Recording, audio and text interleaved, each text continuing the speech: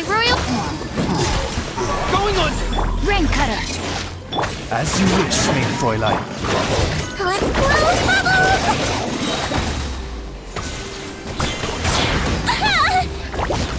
Don't be nervous!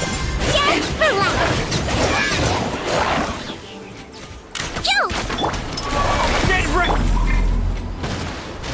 Let me weave you a book. Odds were...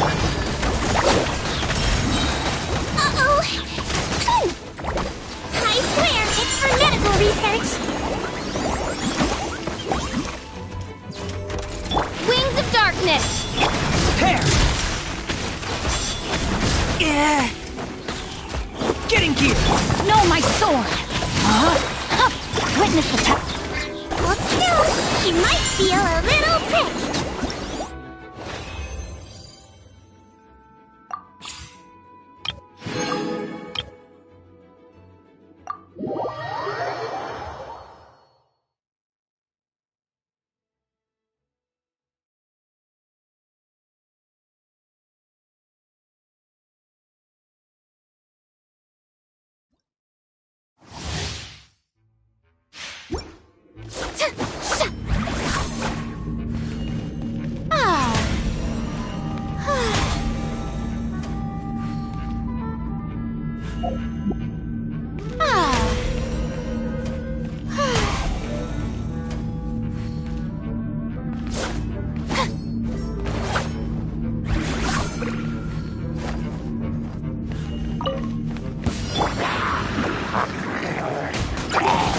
Let's light it up!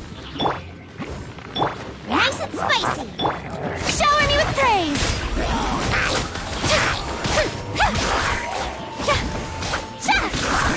Everybody stand back!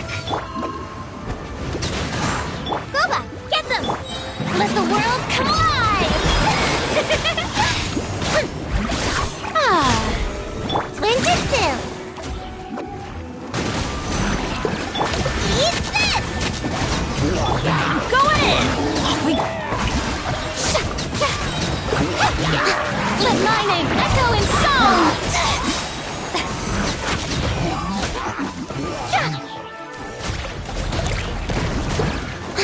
Come on out! Teamwork is true! Hey-ya! Let the world collide! Strike a pose!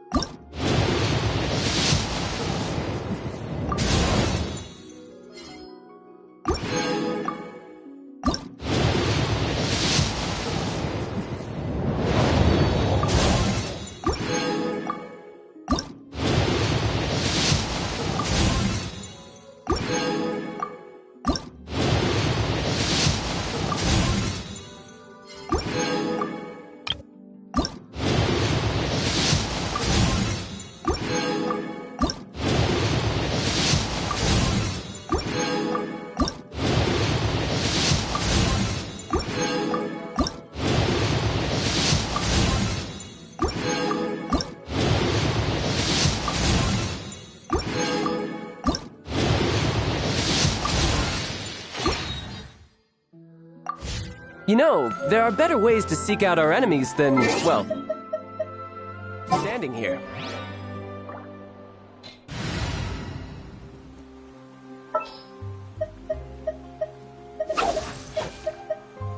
Witness my magnificence!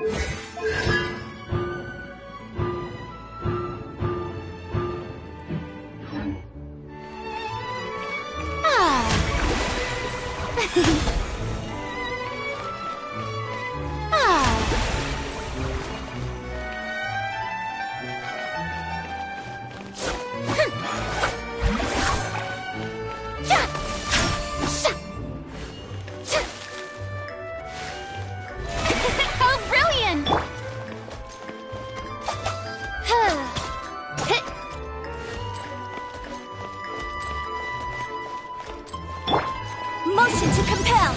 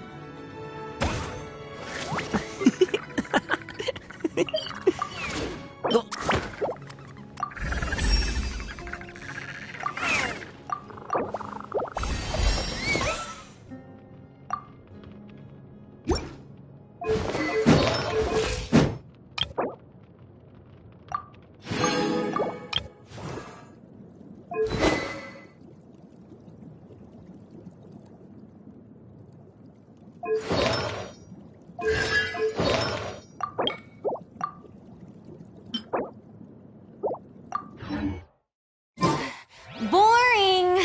Isn't there anything else more interesting to do?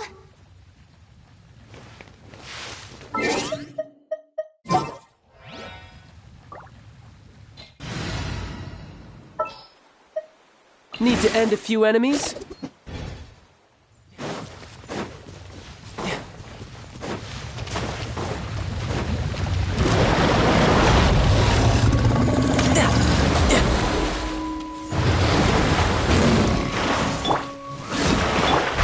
Can't see?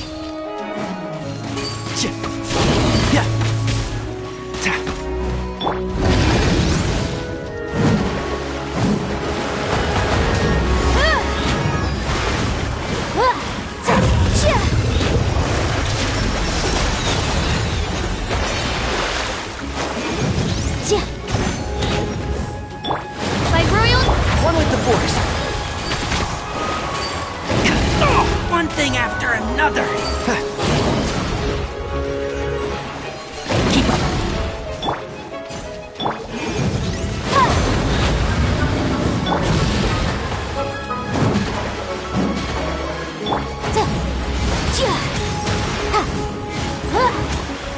Boom boom!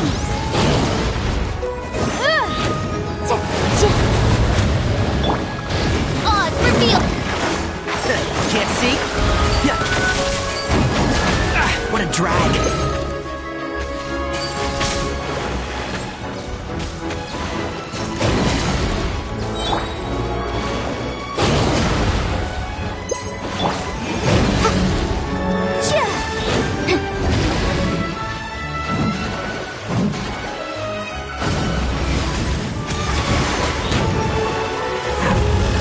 By royal decree!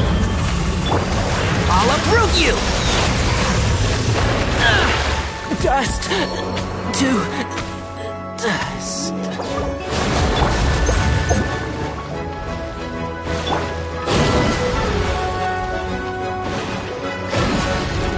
No time to... Incinerate! Breath of the flame!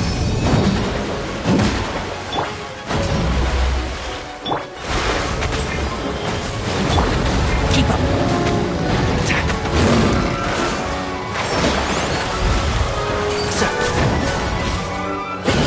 Midnight Phantasmagoria! Motion to compel! No rest for the wicked. Enshroud!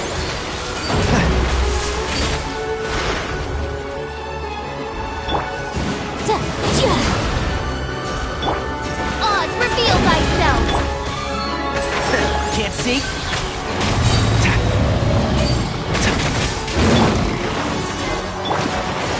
Let's nip that in the bud. Incinerate!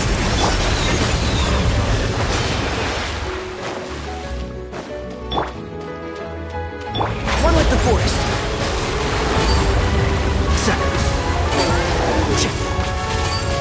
Yeah.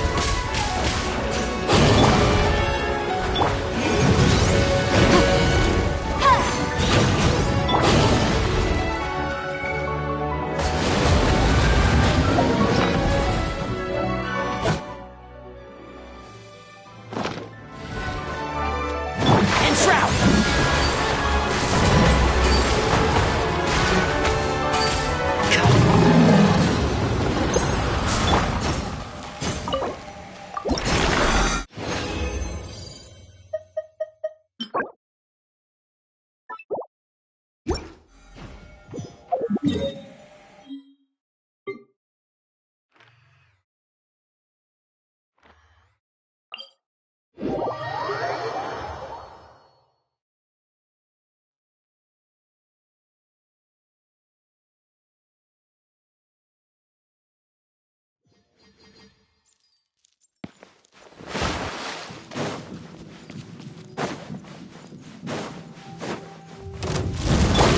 By ruin... Can't see? Shouldn't let your guard down.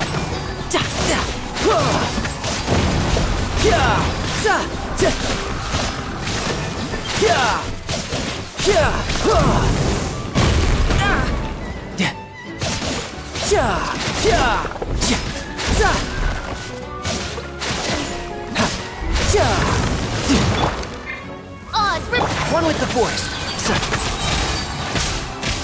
Yeah. I hear everything.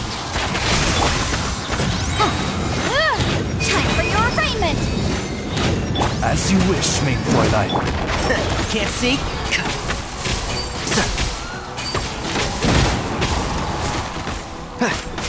Riptide!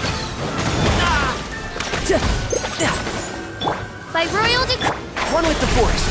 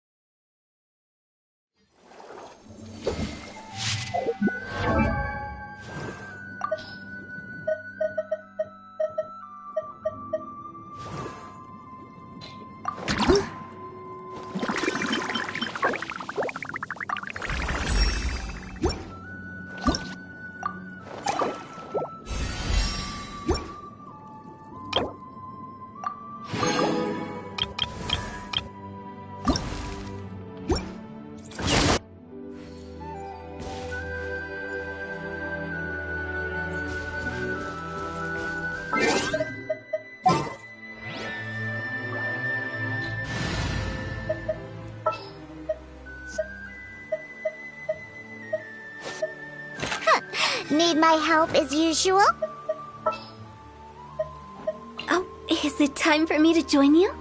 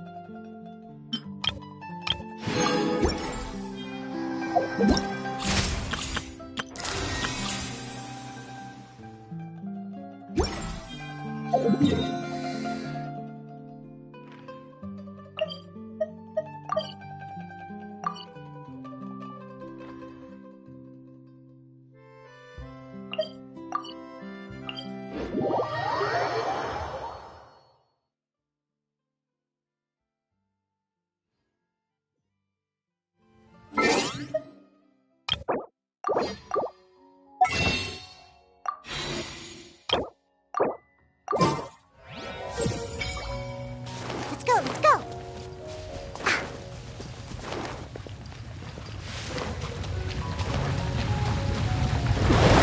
You can bully me! Odds revealed! Pyre, pants on fire! Let's nip that in the bud. And shroud! Shaken and stirred! Look at you, Foodtail! One with the forest.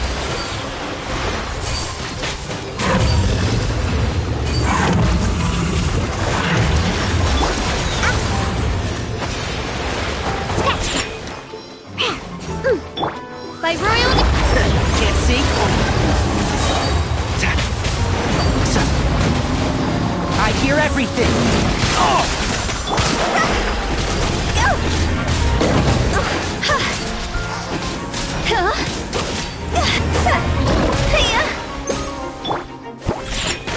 Wings of darkness, come! One with the forest.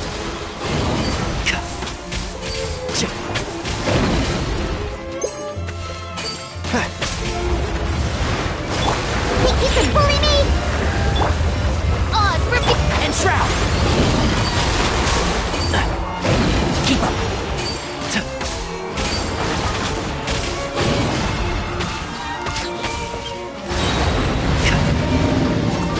uproot you!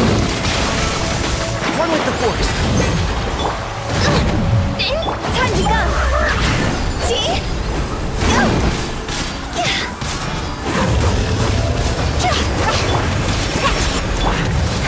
Can't see?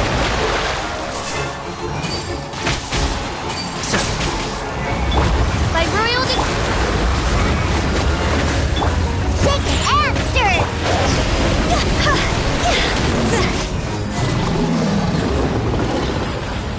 Huh?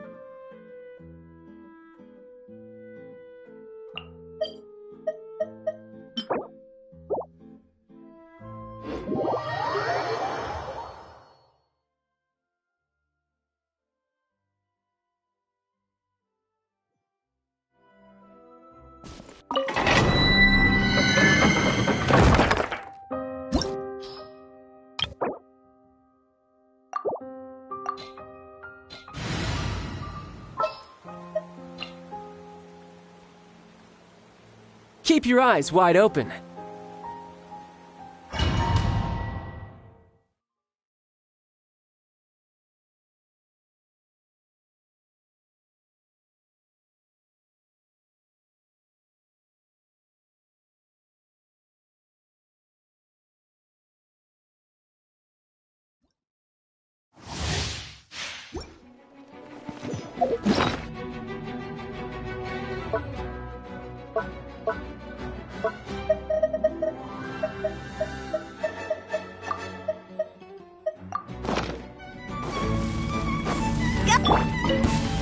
Oz, reveal! One with the forest. Yeah.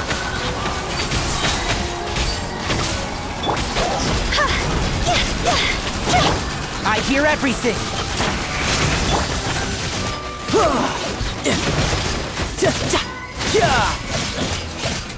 As you wish, mein Fräulein. And shroud.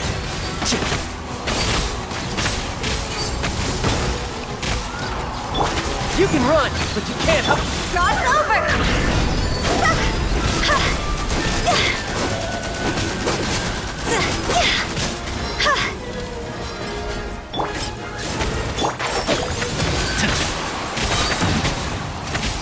I'll uproot you!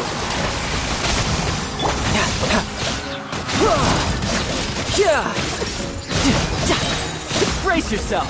This is gonna hurt.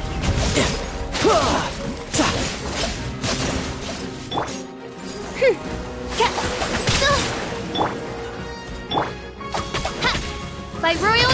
One with the forest.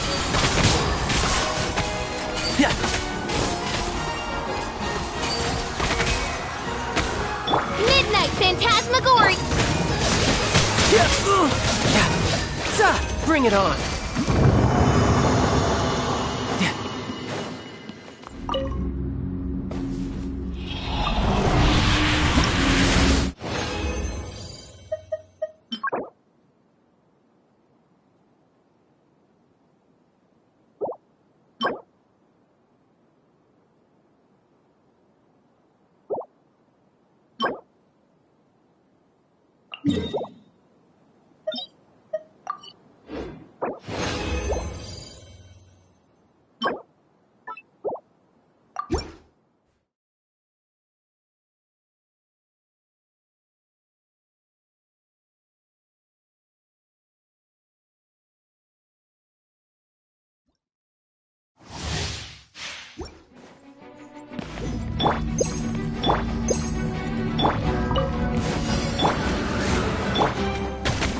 And shroud.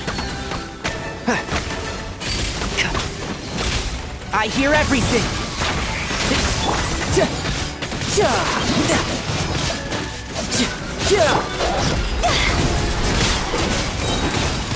Higher, higher, pants on fire!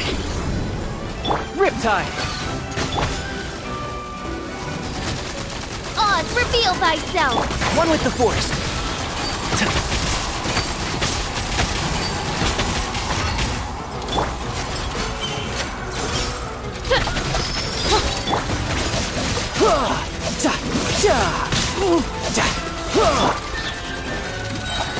Wings of darkness, come! Enshroud!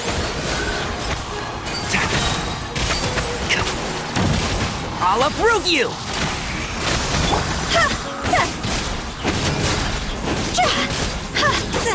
You can run, but you can't hide!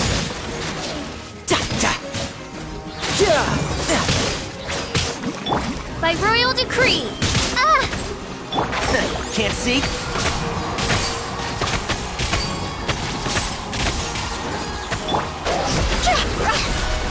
Go! Phew!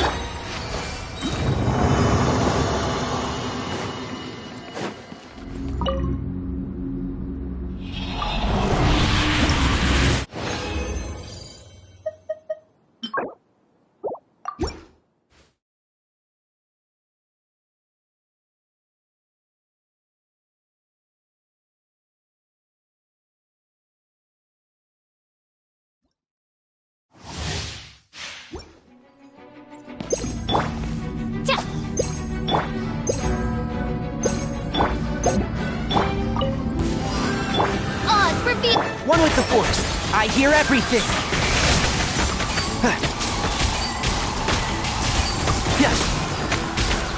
Cross over! Shouldn't let your guard down. Midnight Phantasmagoria! Can't see?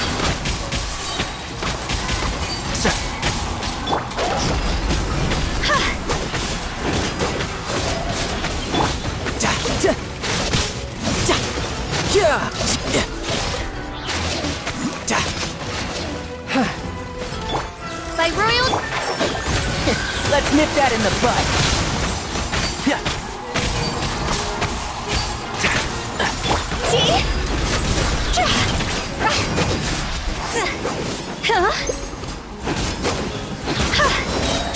Time to go!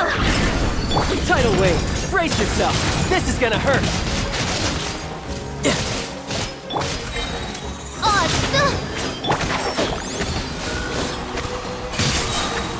I'll uproot you!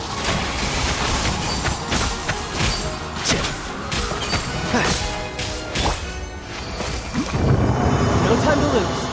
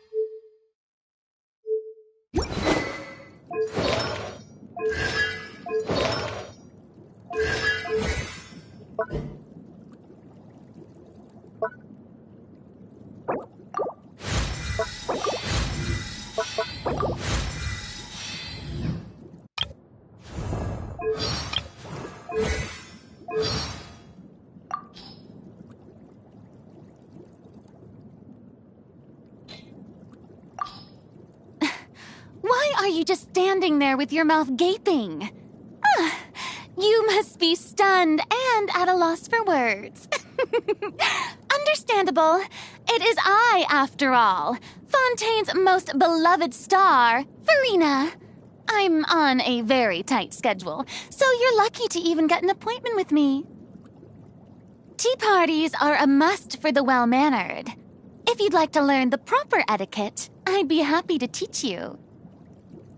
Ugh, boring. Isn't there anything else more interesting to do? Being too popular can be such a hassle. Who knew the people would adore me so much? Ugh, it's pouring out here. Oh, wait, the water levels aren't rising, are they? Wow, this would be the perfect location for shooting a film. Ugh, the sun feels almost as hot as those studio lights I'm in front of all the time. Good thing there can only be one sun. Listen, there is a disturbing growling in the wind. That's the sound of a long-forgotten sea monster having a nightmare. Huh? Why is it having a nightmare? I don't know. Because fear has to manifest itself somehow? What a wild and desolate sight. Allow me to grant you the blessing of water. Good morning. Oh, must I really get up this early? Just let me sleep a little longer. Good afternoon. Where's my cake? What? I just had cake for breakfast? Well, I think it's been long enough. Good evening. Mademoiselle Crabelita has been muttering about getting in shape lately, and even said that she wanted to drag me along with her. I'm already eating much healthier than last month. I work very hard to maintain my figure. Hey, you can tell, can't you? I'm getting sleepy myself. See you tomorrow. Remember to wake me up on time. Who are these people at the tea party? Why, they are my loyal followers, of course. All right, I suppose I'll introduce them to you. This is Mademoiselle Crabeletta, my most adorable maid, although she accidentally cuts my outfits from time to time. This is Surintendant Chevalmeron, my reliable housekeeper who keeps my busy life in order. And finally, the one keeping everybody in line is Gentilhomme Usher, my loyal conférencier. I may have allowed you to participate in my tea party, but you'll still need to work hard to gain their approval. Given that we know each other, you may relax a little and needn't act so respectfully in my presence. Wait, what's that expression on your face? Don't tell me that you've never respected me from the very beginning. Fontaine's Opera House has seen several reforms, and...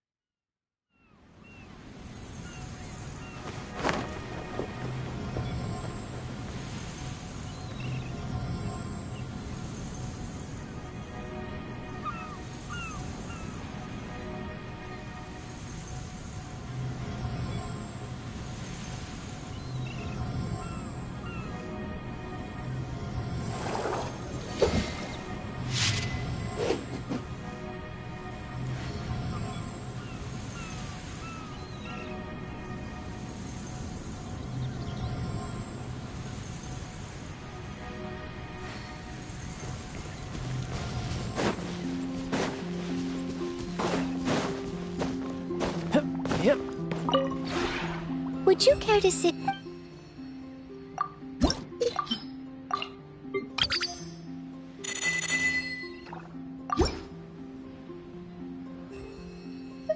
If you ever...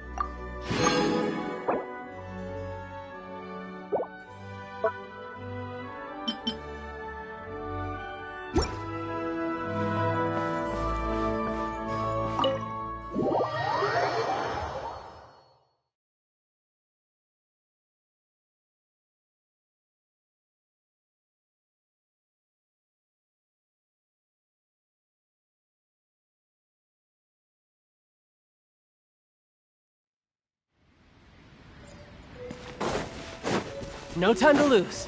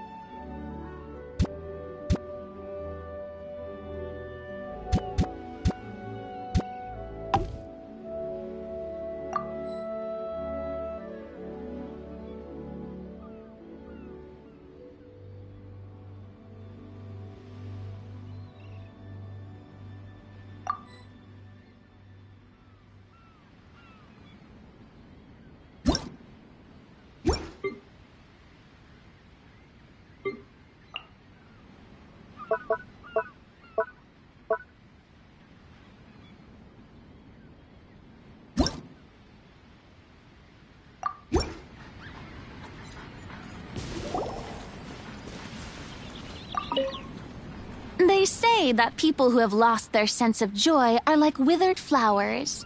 I, of course, must continue to blossom for as long as possible. So it falls to you to entertain me with a thrilling conversation.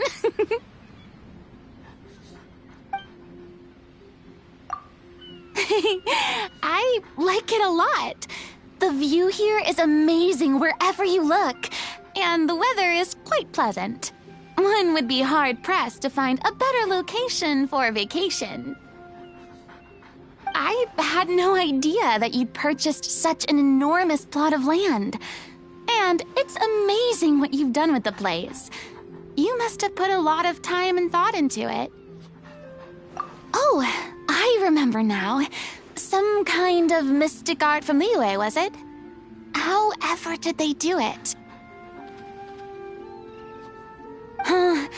I'd really love to take this teapot apart and learn more about it. Although, I'm not too confident that I'd be able to put it back together correctly afterwards. On second thought, forget I said anything. This place is truly fascinating. It seems to be brimming with infinite possibilities. The only downside is how quiet and secluded it is. Don't you ever get lonely living here by yourself? There must be a way you could liven things up a little here. Yes! How about hosting a ball here? I'm sure Fontaine's social elite would jump at the chance to fraternize with you. They'd flock here in droves, and everyone would be singing and dancing to their heart's content. Oh, I see. Then, in that case, you don't need to invite... Twould be my pleasure. All right, once we start, just follow my lead and you'll be fine.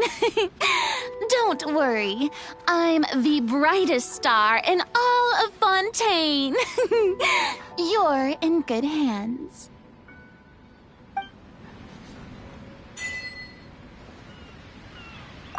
Traveler! Anything interesting you want? The residents of the Grand Bazaar are all so talented! They sell their own woven goods, beautiful and they all sing and dance really well. Paimon wish... What? Really? Oh yeah! Paimon always forgets how useful flying can be. Alright then, let's go bust a move at the Grand Bazaar!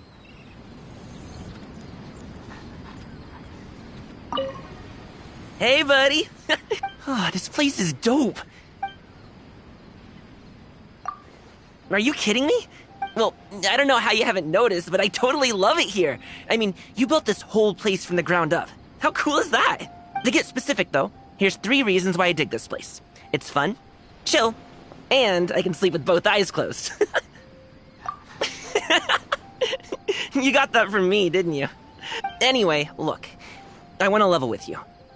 In my mind, there's a fine line between graciously accepting the hospitality of your host and being a leech.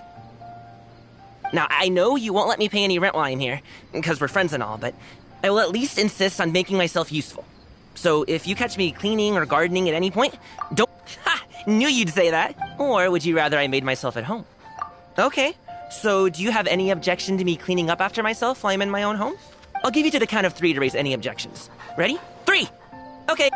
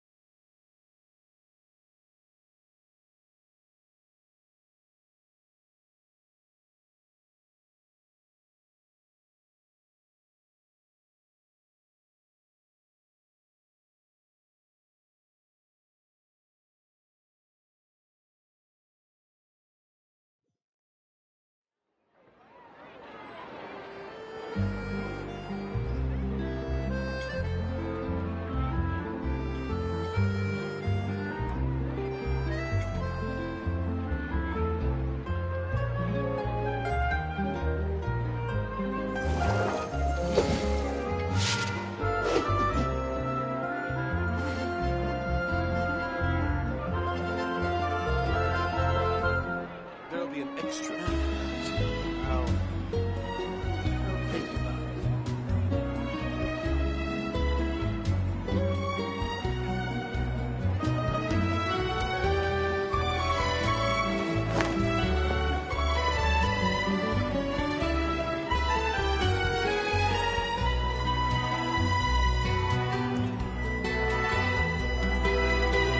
There'll be an extra fee for that.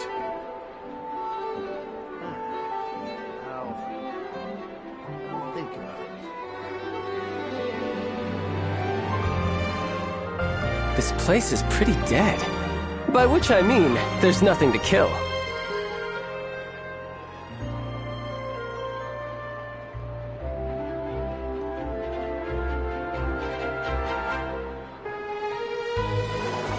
that.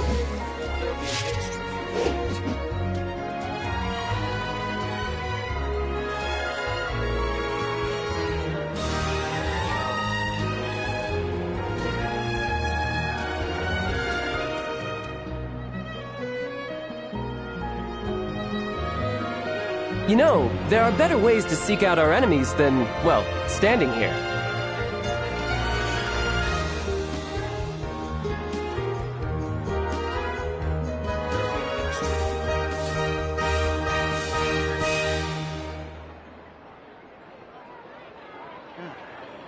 I'll think about it.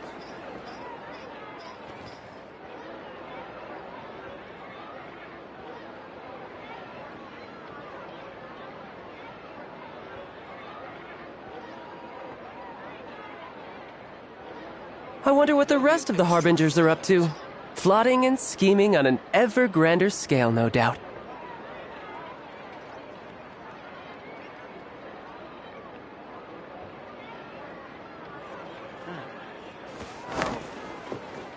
I'll think about it.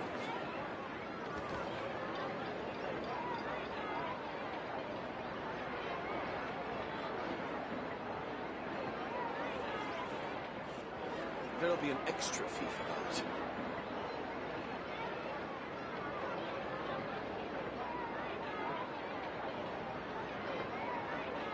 You know, there are better ways to seek out our enemies than, well, standing here.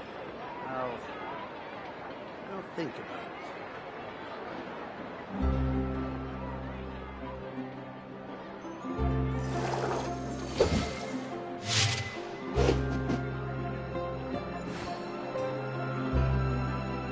There'll be an extra fee for that.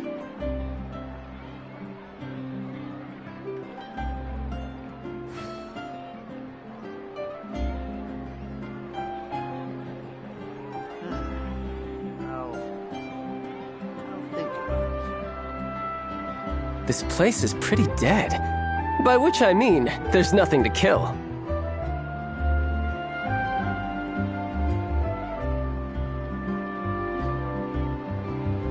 There'll be an extra fee for that.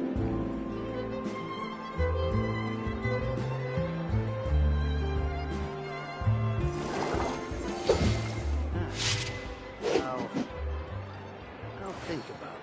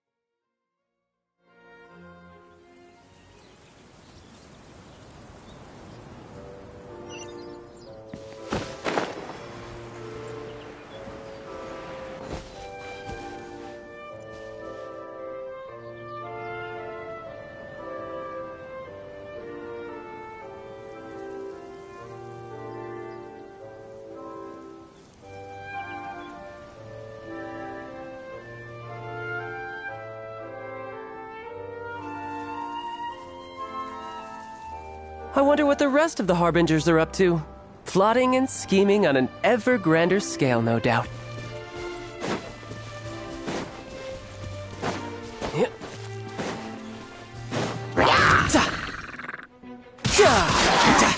Bring it on.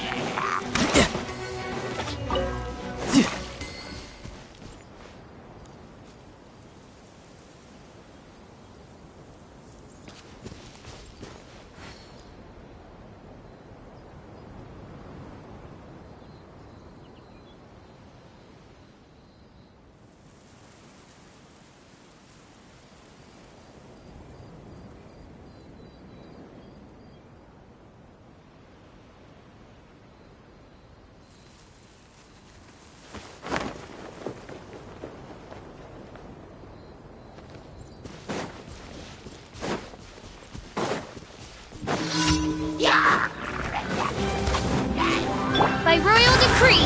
One with the force. Yeah! Shouldn't let your guard down.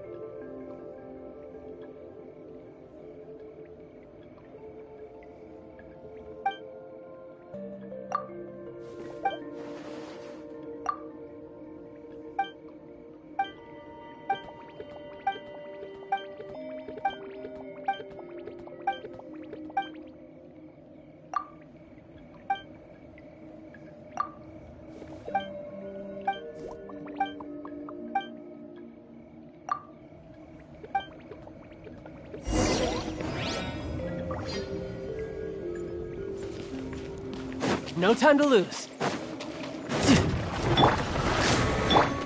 Can't see? Let's nip that in the bud.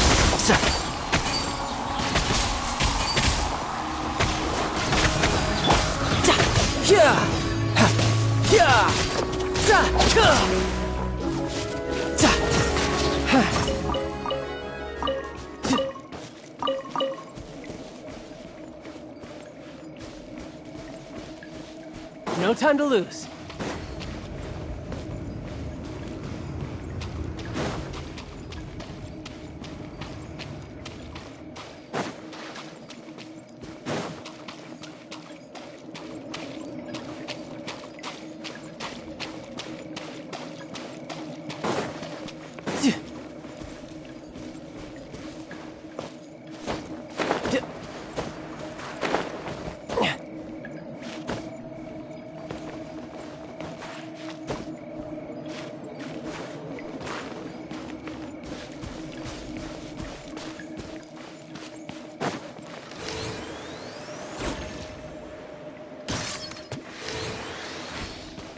No time to lose. Da, da, da. Yeah. Yeah.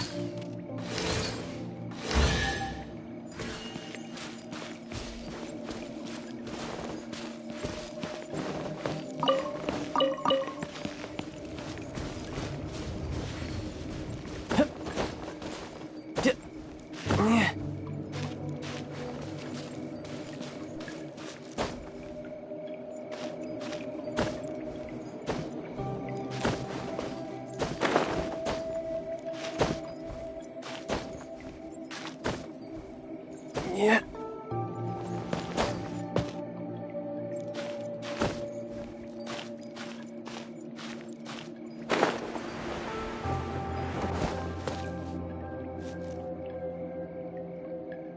Yep.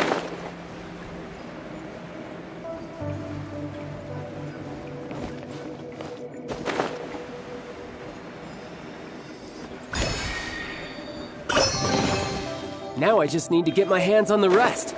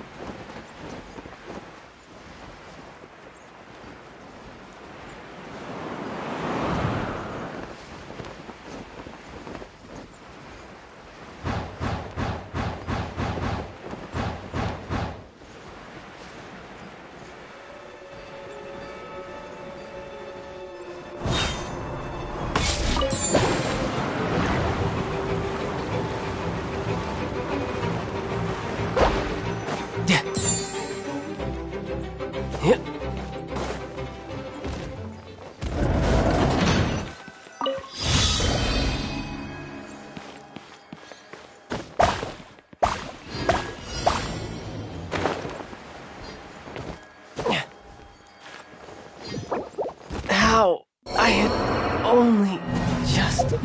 Yeah.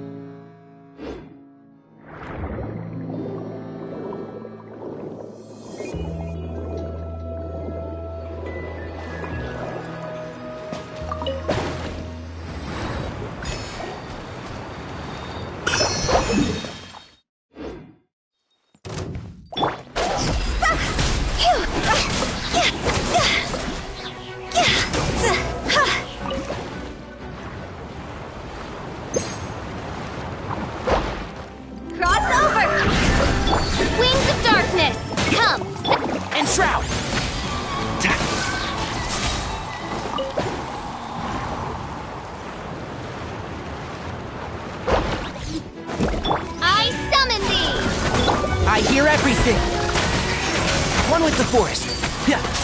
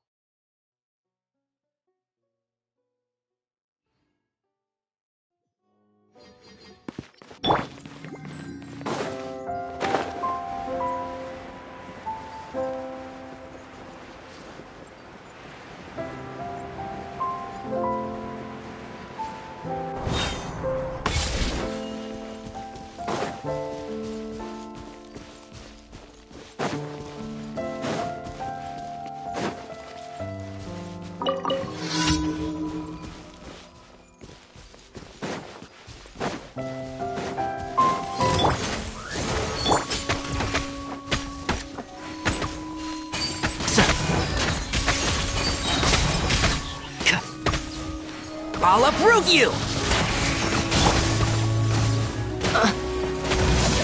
Yeah.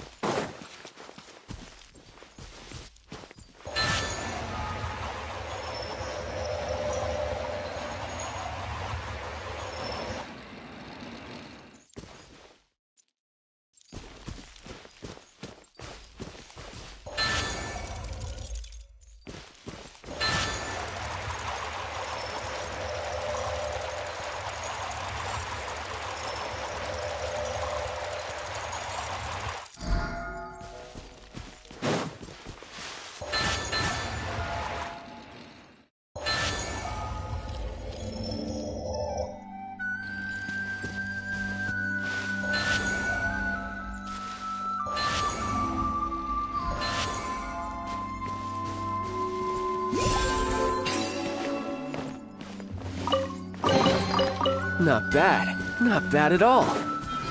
No time to lose.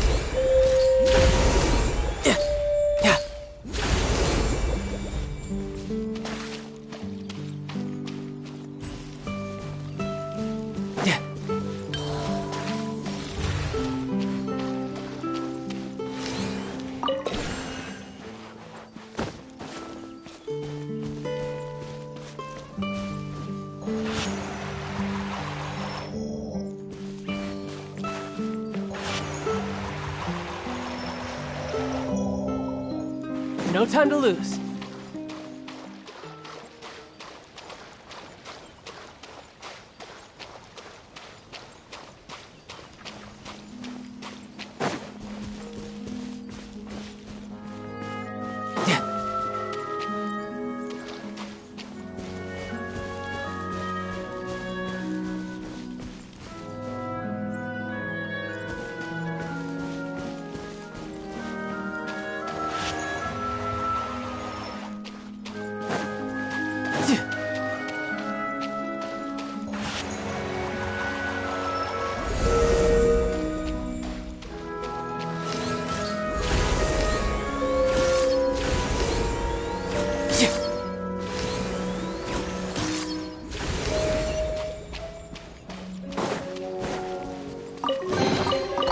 bad. Not bad at all.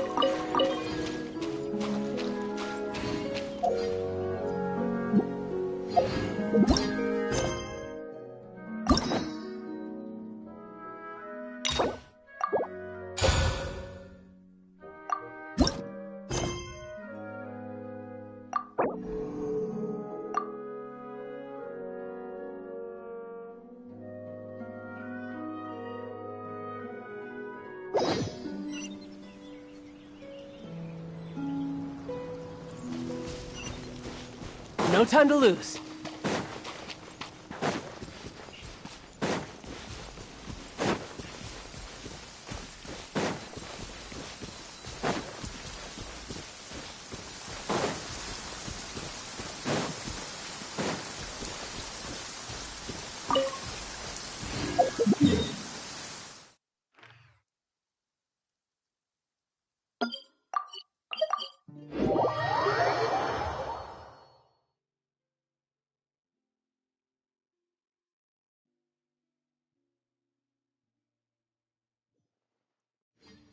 Ah, perfect weather for fishing.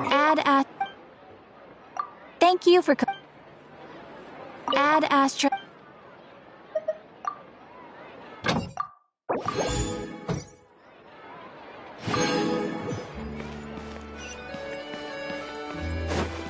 No time to lose.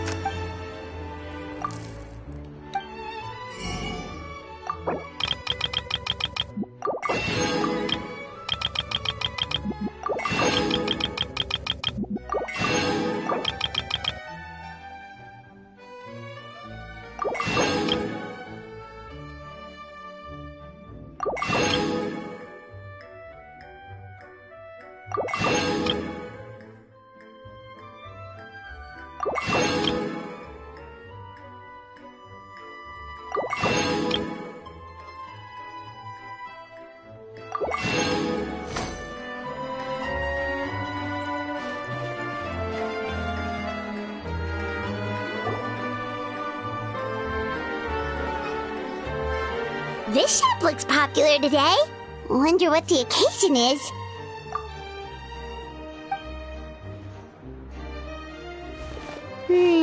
Butterfly Dew Cosmetics now on sale. Huh, looks like it. Oh, Seedween's here too! Hey there, Seedween!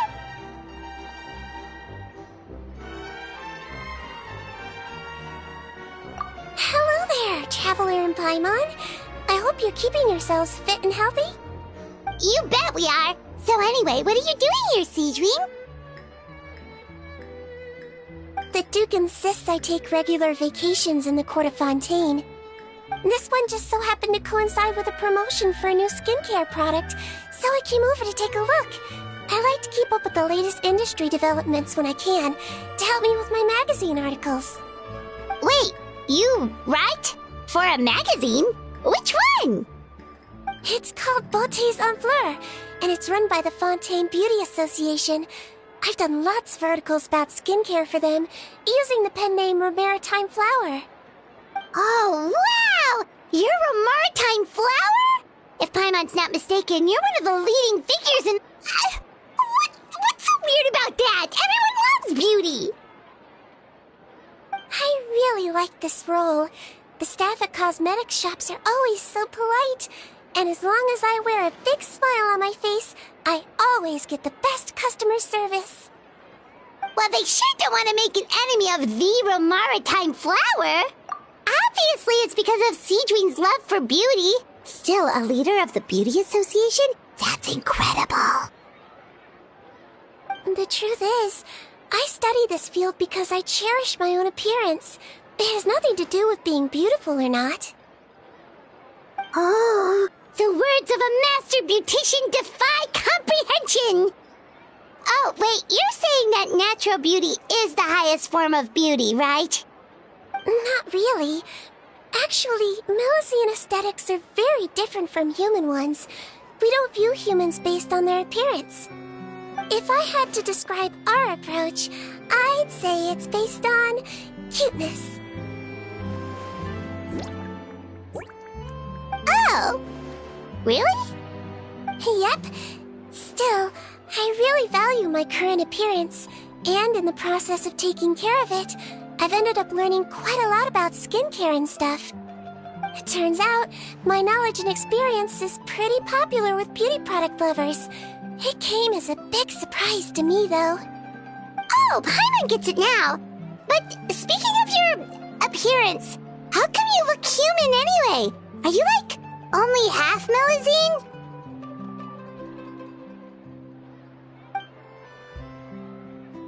Ooh, wait, sorry! That was probably really offensive, wasn't it?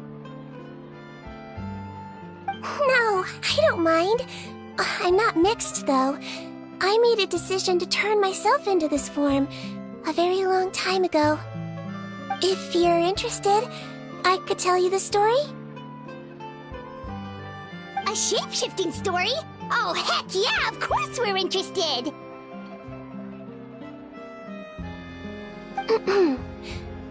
Once upon a time...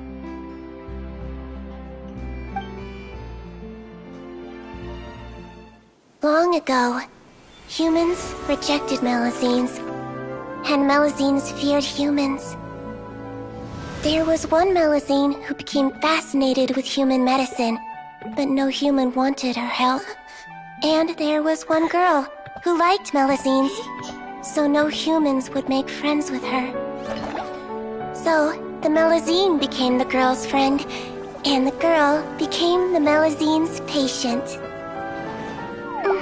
Your checkup's all done. You're still in perfect health. Thank you, Dr. Melusine. In this game of doctor and patient, a friendship was born. Then, one day, the girl fell ill. The Melusine was the only doctor to arrive on time, but the adults sent her away. Scram! Melusines can't be trusted! So just because I'm not human, I can't save my best friend? In desperation, the Melusine approached the frightening witch.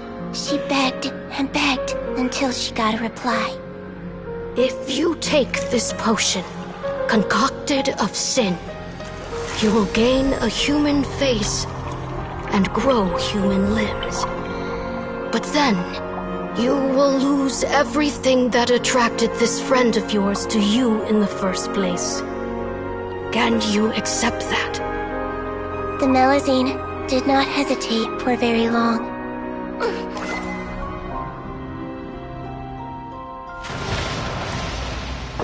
On a rainy night, a little doctor knocked on the girl's door. The doctor wore a hood and raincoat, maybe to protect her from the rain, but maybe also to hide a secret. The little doctor held the girl's hand and treated her illness, just as she had so many times before.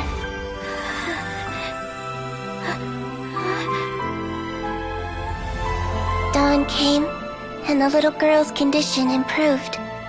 But the little doctor was long gone, for she knew her friend would never recognize her again. And so, since then, I've lived my life in human form. Most people who know me just think I was born this way. Ooh. A witch? A potion? Why does this sound like a fairy tale? Trust me, it's a true story. Must be the way you told it then. It just sounds so... Yeah, not every Melusine would take human form to save their human friend. That must have been a huge decision. Treating patients is a doctor's duty. We must always find a way, even when the going gets tough. Ugh. It's so crazy that they turned you away just because you were a Melusine. especially when their daughter was so sick. Well, sometimes appearance can be a real barrier. But that was a long time ago. I like how I look now anyway.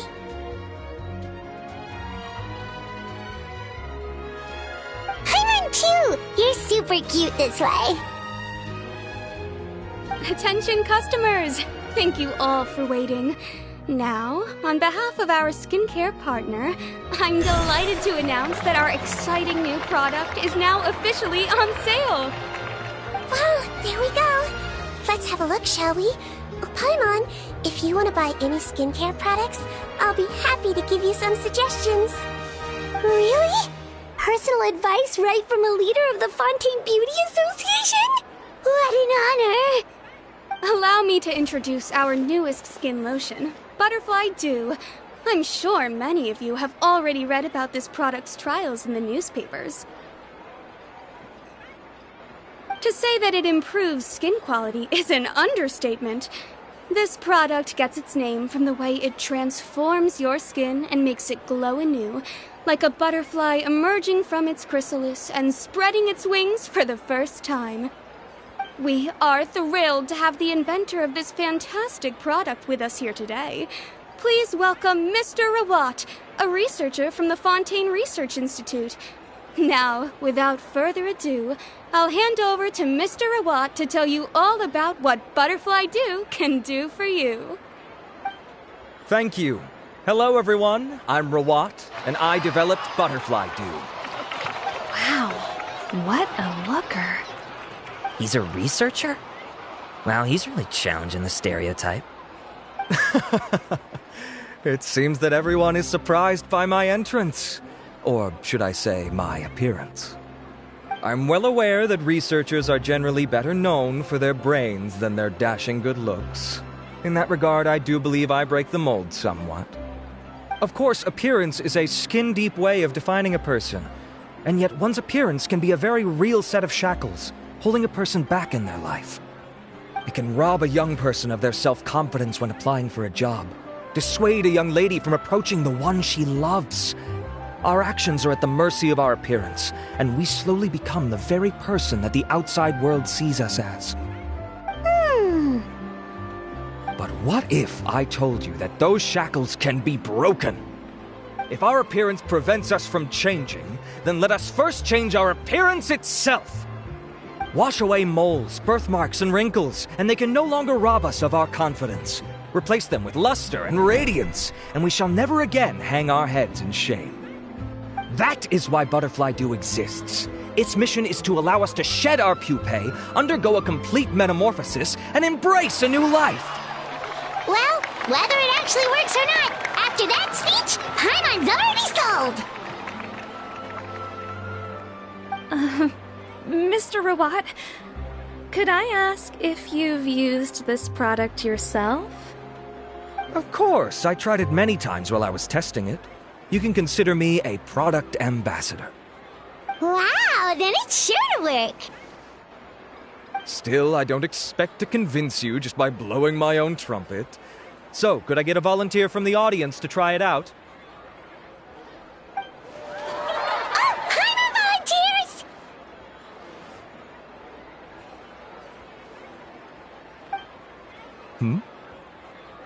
Oh! Ah, what an honor! It appears we have a giant of the Fontaine Beauty Association here with us. In that case, Miss Sijuin, could we seek your most expert opinion on this product? Sure. Whoa, is that Romaritime flower?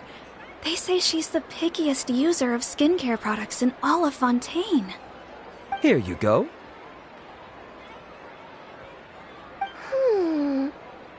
Well, it's very kind to the skin, and the absorption rate is high. Even for Fontaine, this is a first-rate product. Wow, now that's high praise! I'll take one. Any discounts? All right. Well, all that remains for me to say is, Butterfly Dew is now on sale!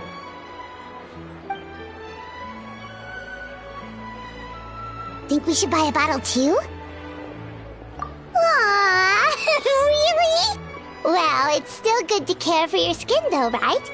Paimon definitely feels kinda rough from being exposed to the elements all the time. And if you're worried about whether it's the right product for you, well, luckily for us, Citrin's here, so we can get an expert consultation.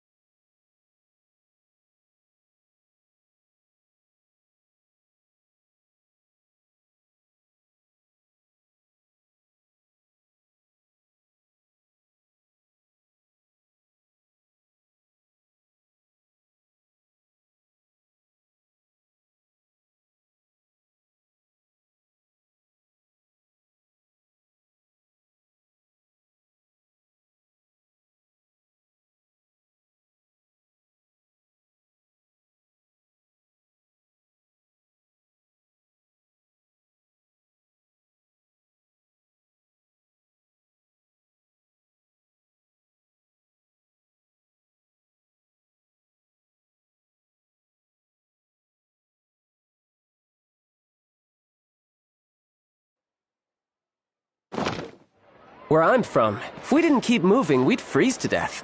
Literally. It's an honor to receive such high praise. I was also hoping you might be able to point out some flaws in the product so I can keep improving it. With most skincare products, the pros and cons only become apparent with long-term use. Oh yeah, this one has instant benefits, improving skin quality without any obvious side effects. It's one of a kind. Don't worry though, I plan to keep using it, and I'll publish regular reviews in Beautés en Fleur. You can read my thoughts there. All you need to do is subscribe. Oh, I was hoping for a more casual conversation, but you are a beauty association leader after all. I understand if you want to keep this professional. Seedream? Oh, excuse us, Miss Beauty Expert. But do you think this product is a good choice for me and him? Wait, are you the renowned traveler? That's right, and by his side, the equally famous Paimon. Well, I don't normally handle customer questions personally, but since it's the traveler asking, allow me to make an exception. Butterfly Dew is made for all skin types, so no matter who you are, you can rest assured that it will be kind to your skin. If anything, it might be marginally more effective on Fontainian's skin, but other than that, it works the same on everyone. Why would it work better on Fontainians? In the interests of protecting my trade secrets, I'm afraid I can't answer that, Miss Paimon. Alright then. How about a friend discount? Save yourself the trouble. I'd be greatly honored to have both of you use my product. Here, take 2 bottles for free. Yay! Paimon's private fund survives!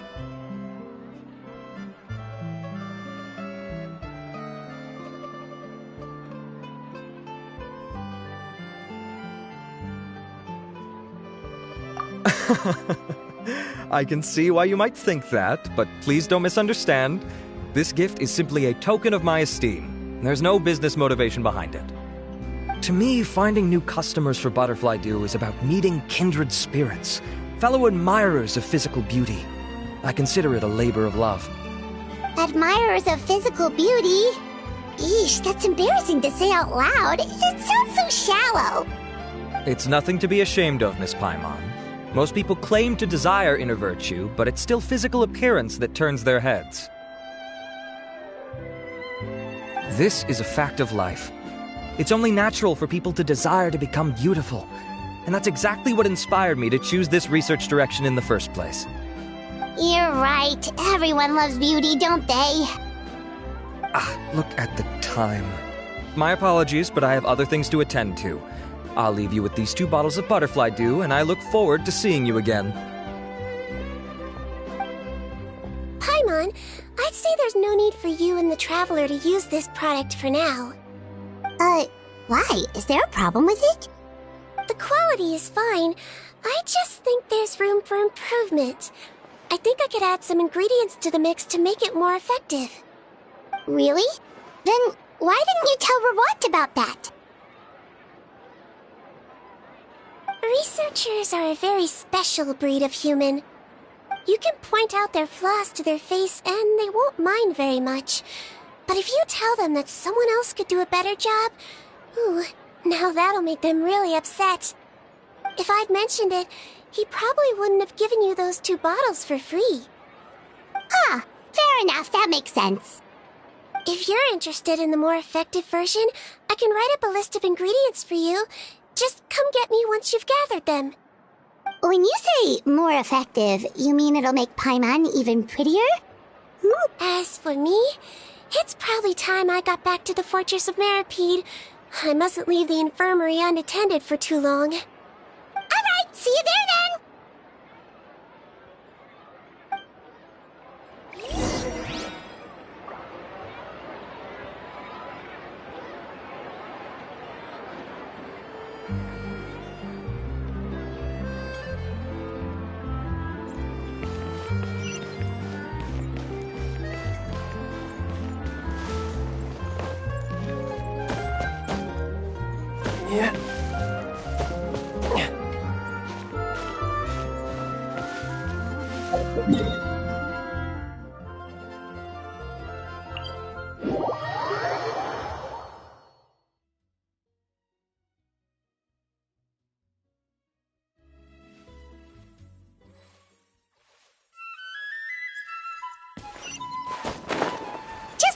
Traveler. The ingredients for Siege Wing should be nearby.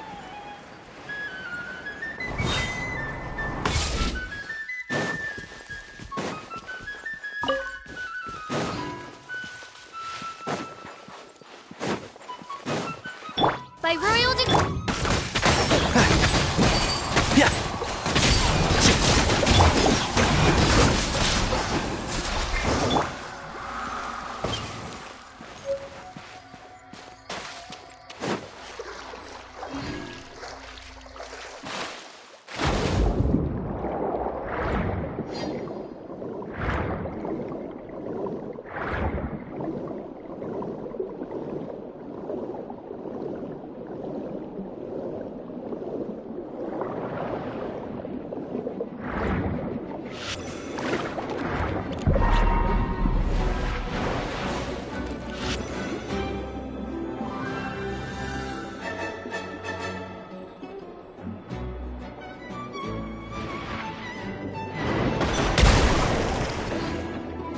Great! That's everything! Let's head to the Fortress of Mirapede!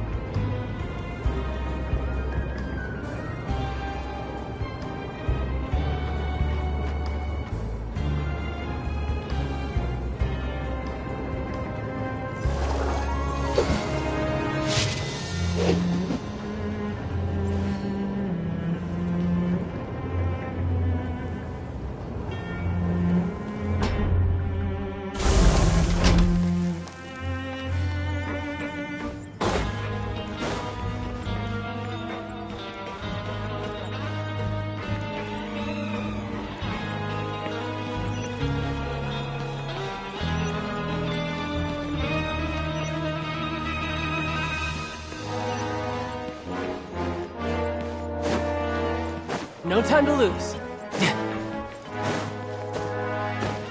Yep.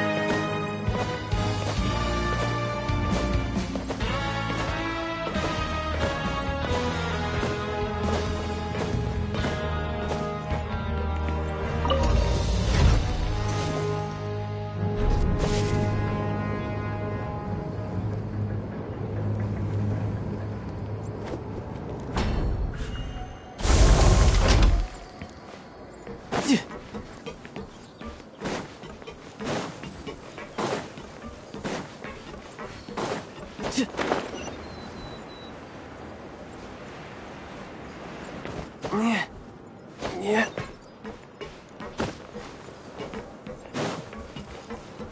No time to lose.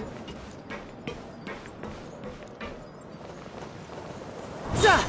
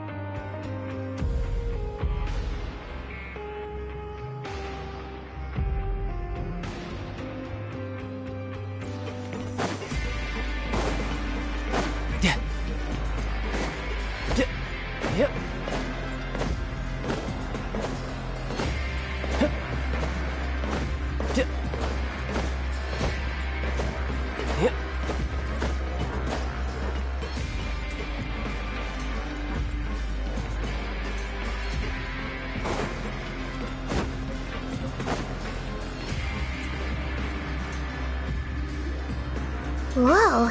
The infirmary is packed! Please, you have to believe me. I saw it with my own eyes last night. Another me! He looked exactly like me. Got it, okay. I've written down everything you told me. Now, I have a few tests to run. Take a deep breath, and don't worry, it's nothing to be nervous about. First, which finger am I holding up? Your index finger, but I'm telling you, my mental state is fine. I'm not crazy. Very good. Now, on to the next. Hey there, Your Grace. It's been a while, huh? Ah, it's you two. Indeed it has. I would offer you some tea, but I'm afraid the timing is unfortunate. Duty calls. No worries. Actually, we were looking for Sidrine. Do you, know what all of this is about? This inmate came running to the guards in a panic, claiming to have seen his exact doppelganger. A doppelganger? Doesn't that just mean someone else kinda looks like him? And that's what I thought when the report first reached my desk. But we've inspected our records.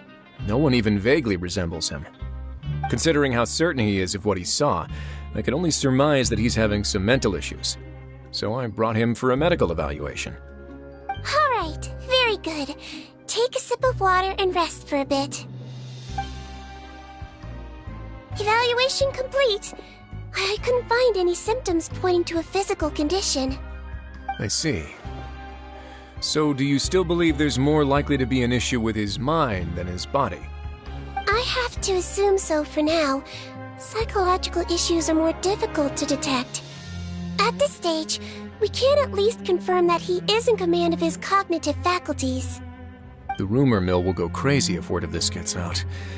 Guards, take him to the ward for a period of observation. The Marechaussee Phantom has requested my cooperation on a case, otherwise I'd deal with this myself. Sorry for the trouble, head nurse, but I'll have to leave this to you. No problem, Your Grace. I'll add him to my observation list. By the way, we have a couple of guests here who've made the trip just to see you. I imagine it must be important. You probably won't need to add them to your observation list, though. Oh, Traveler! Paimon, it's you! Hey there, Sidrine! It's actually not that important, but... I'll be in my office if you desperately need me. Goodbye for now. Okay, bye-bye! So, Sidrine... Would you mind waiting for just a moment? I have another patient to see. Just find an empty bed and take a seat. I won't be long. Oh, sure! Sidrine, we've brought him. And he seems to have taken a turn for the worse again. Okay, don't panic. Let's start by sitting him down here. Paimon had no idea how busy it can get for Sidrine. Maybe now's not the time to ask for her help with skincare.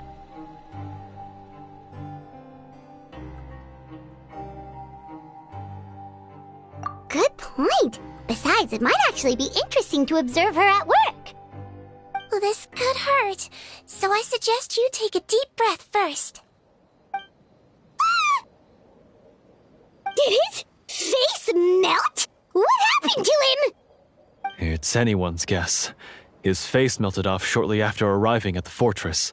But since he's a serious offender, he can't be allowed out for medical treatment. Best we can do for now is ask the head nurse to give him something to manage the symptoms. Oh, this is gonna be awkward. We still need to bring him to the Marechaussee Phantom for questioning.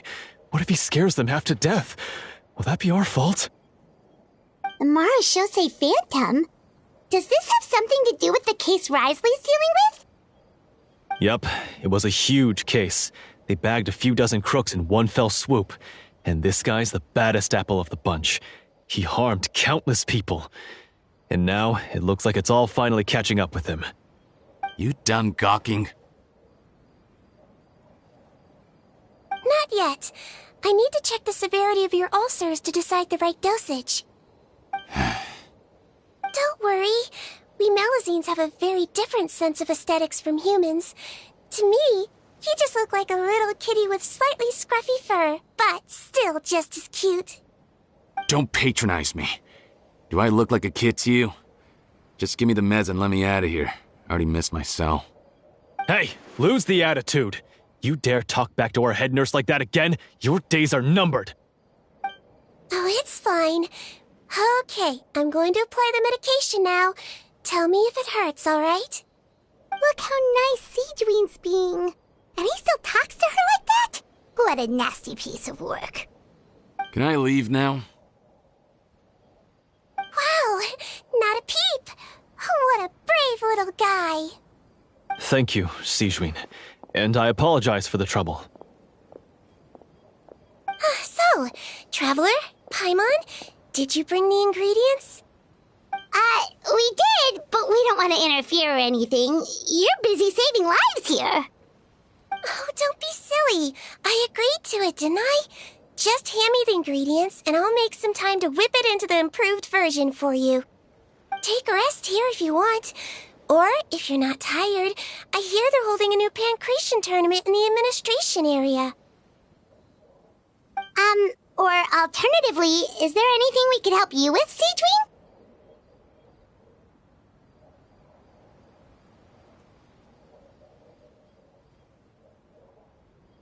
That's right! Let us help you out! It's the least we could do! Good point. Kind-hearted humans start to develop guilt if they accept free help from others. Don't worry. I'll take a look at my schedule. I'm sure I can find something to treat this condition. I gotta warn you, though, it'll be tiring work. So I suggest you take a break first, then come back and see me when you're ready.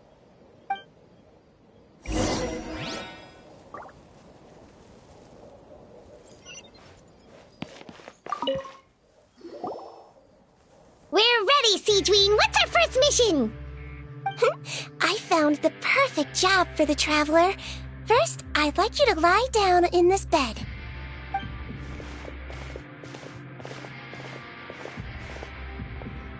What for? I need you to pretend to be sick. What? Oh, is it that difficult? I thought you did a pretty good job last time. Oh, so you knew. I sure did. He was way more interesting than the usual malingering inmates, and you played along very well, Paimon. I observed you two for quite a while after that. Well, this is awkward. But why do you need us to do it again now? No time to explain. My next patient will be here any second. Please just do as I say. You can, pretend like you've got a nasty headache. And throw in some dry heaving for good measure. Okay.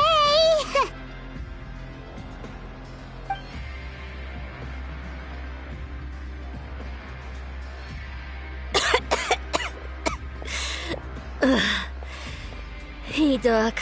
It's me. I'm only here because my mom won't stop pestering me about it. So annoying. Well, your mother has enough on her plate with a busy job. Well, the last thing she needs is to worry about you being sick as well. I know. I shouldn't treat the place like a playground. Shouldn't go swimming in the lower levels where we join up with the sea, because it'll give me a cold and distract her from her work. I thought I'd be able to have some fun here at the fortress for a few days, but it's always, don't do this and don't do that. All right. Sit yourself down and I'll take your temperature. Your fever still hasn't gone down. Well, here's your medicine. 1 cup for starters, and we'll see if it helps. But Doc, it's so bitter. Do I really have to drink it? I mean, I'll be fine, right? I've got an uncle who caught a cold. His fever went away on its own after a couple days. Can't you just write me a note saying I'm on the mend? I just need something to keep my mom off my case. I sure can. You're a very brave boy, after all. Huh? Brave? What makes you say that? Well, if you want to rely on your own immune system to clear up your fever, then you'll have to tough it out like this guy.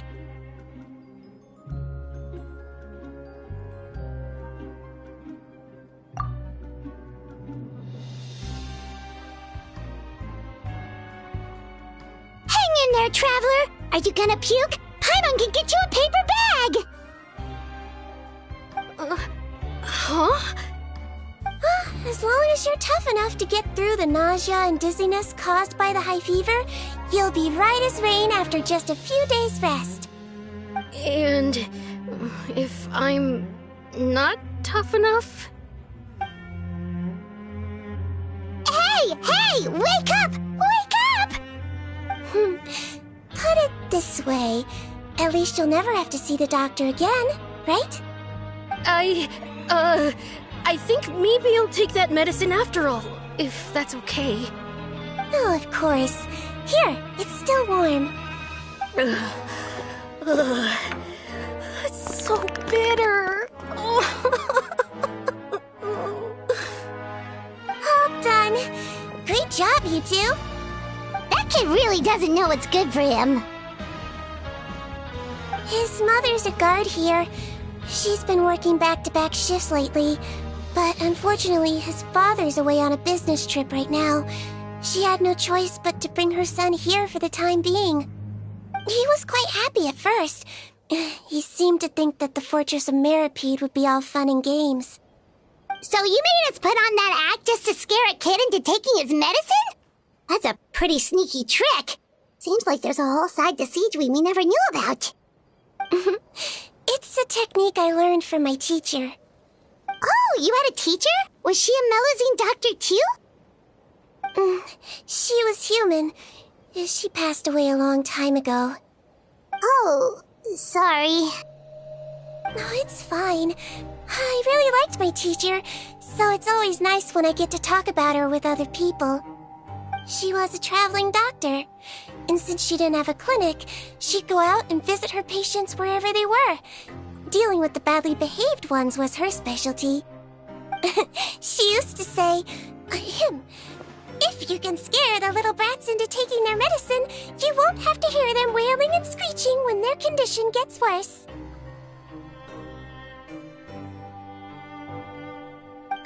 She sounds like a pretty strict teacher. Strict? Well, that's not how my teacher saw it. She thought of herself as terrifying to kids. Strange way for a doctor to describe themselves. Now Paimon's curious to know what she looked like. As it happens, I actually have a picture of her.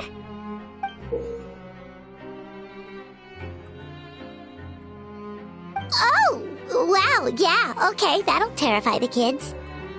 Yep. All the children she treated thought she was a witch. Why does it almost sound like you're envious of her? Oh, because I am. If she was here, all the children would take their medicine without any need for tricks. A doctor who looks like a witch. True, they wouldn't dare try anything funny with her around. Oh, me, on the other hand, it's hopeless. Children aren't afraid of me at all. That's actually a good thing, you know? Oh, my next patient should be arriving now. Would you mind lending me a hand again? Sure thing! On to the next mission!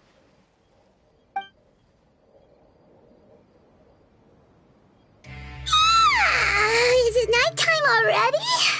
That flew by. You really have a busy job, Siegeween. Well, thanks to you two, it was much easier today. Aww.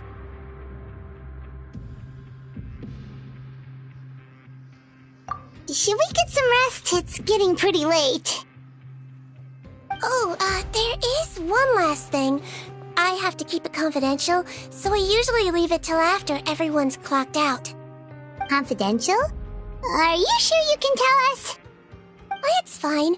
You're not living here anymore, so it's okay if you know. All it is I have to prepare some ingredients to make healthy meals with. Wait, you mean those healthy meals?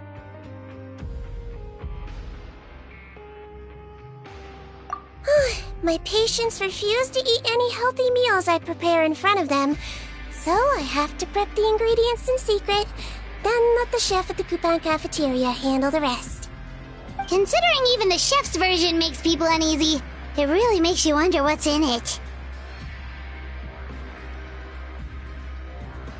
You want to find out? I can teach you how to make it. That way, if you ever suffer from exhaustion on your future travels, you can prepare a healthy meal for yourself. It's really good for you, you know. Sure? Guess we can help out one more time.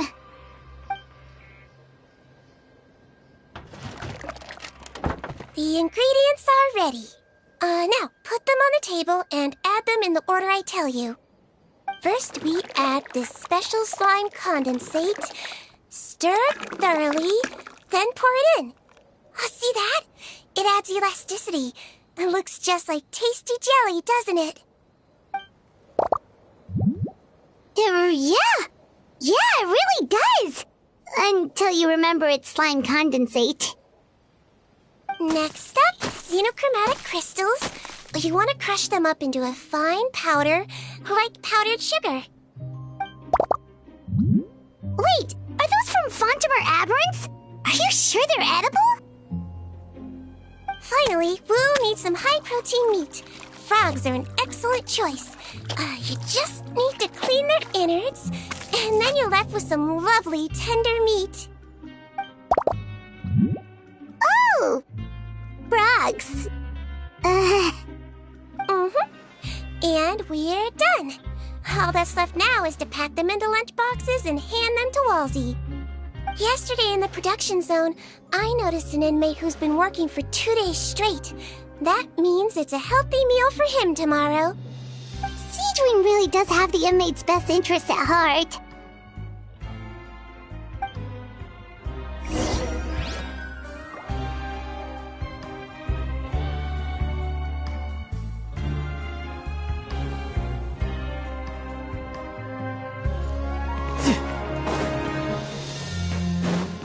No time to lose.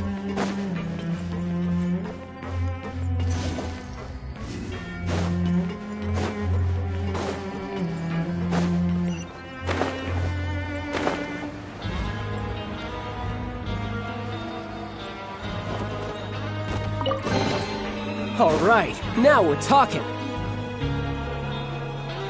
Ah, head nurse. Got some extras for me? Just the one today. The serial number's on the lid. Sounds good. I'll make sure it gets delivered. Sounds like they're talking in code.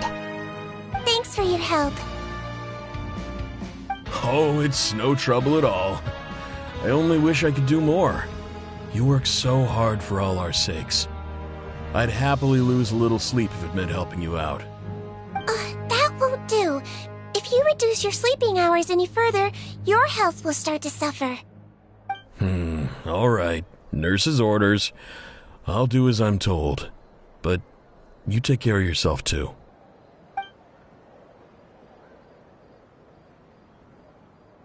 Well, I'm done with work for today. Thanks for helping out, you two. Seems like the guards and staff here have a lot of respect for you, Seedream. In just one day of helping you with your work, it feels like we've done a lot for the fortress. Head nurse, please, wait. I'm sorry to disturb you this late at night, but I think you'll agree. This is urgent. Okay, just relax and catch your breath. What's the matter? The guard at the observation ward, Odilon, he told me to pass on a message to you. One of the inmates there, the guy suffering from possible hallucinations, well, he seems to have made a sudden recovery, and now he wants to apply for permission to leave the ward. Huh? Already? You were right to tell me. I'll have to examine him and make sure he's well before we discharge him. Looks like we've got one job as medical assistants left. We'll come with you.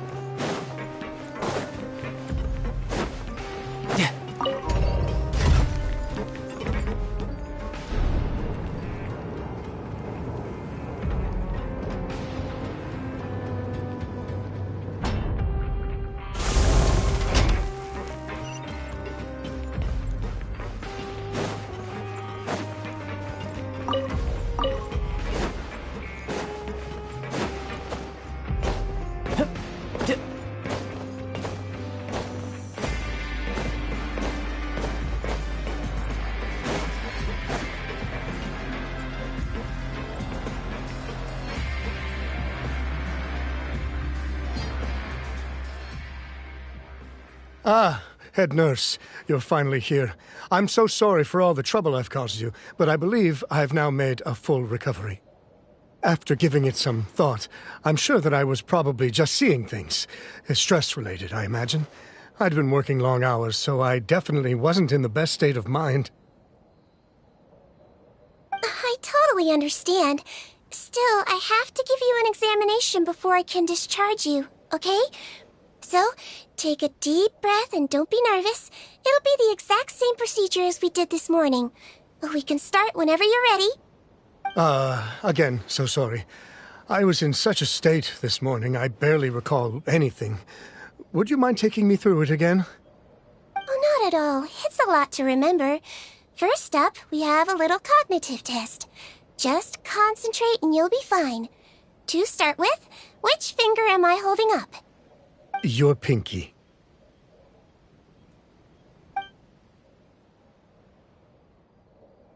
All right. All indicators seem normal. So it was a stress-induced hallucination after all? Well, we've certainly had previous cases of mental illness caused by overwork, which is why I carefully observe everyone in the production zone. I wonder how I managed to miss the signs this time. Please, head nurse, you shouldn't blame yourself. I'm just still adapting, that's all. Pushed myself too hard, and I guess I couldn't take it. Thanks for looking after me. I'll be as good as new after a good night's sleep. And if you can give me the okay, I know I'll sleep better back in my good old dorm. It can be difficult to relax in an unfamiliar environment. All right then, you can leave the ward. I suggest you take 2 days off to focus on your recovery. I'll take you off the observation list for now, so you're officially discharged. Great. I can't thank you enough, head nurse. Mr. Odilon, could you escort him back? Of course. I'm on guard duty in the administrative area tonight, so nothing will go wrong. You have my word.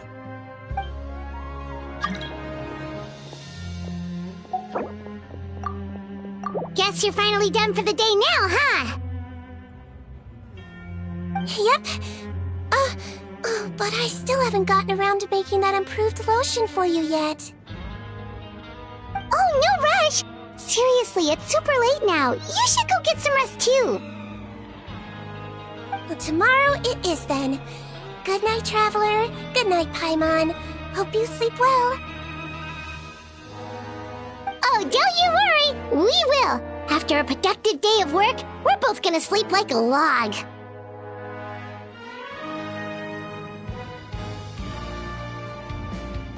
Yeah, sleep tight, Seedream. See you tomorrow.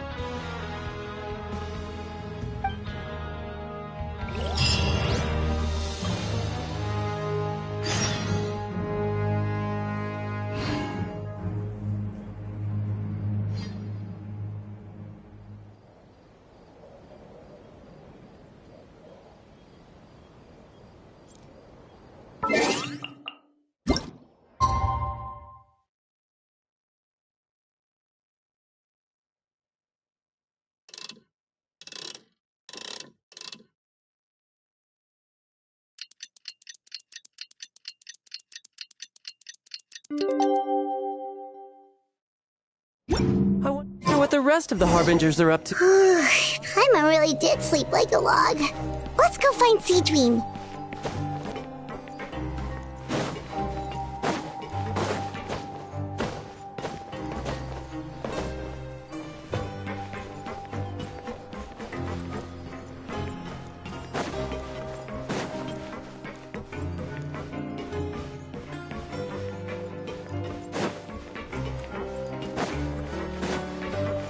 time. Oh, how is the infirmary even busier than yesterday? Good morning, Traveler and Paimon. I have a few people here for a checkup, so you might need to wait for a while. No problem. Anything we can do to help? There's a bit of a complicated situation here. I'm still getting to the bottom of it myself. You have to believe me. I'm telling the truth. You're in a medical facility. Keep it down.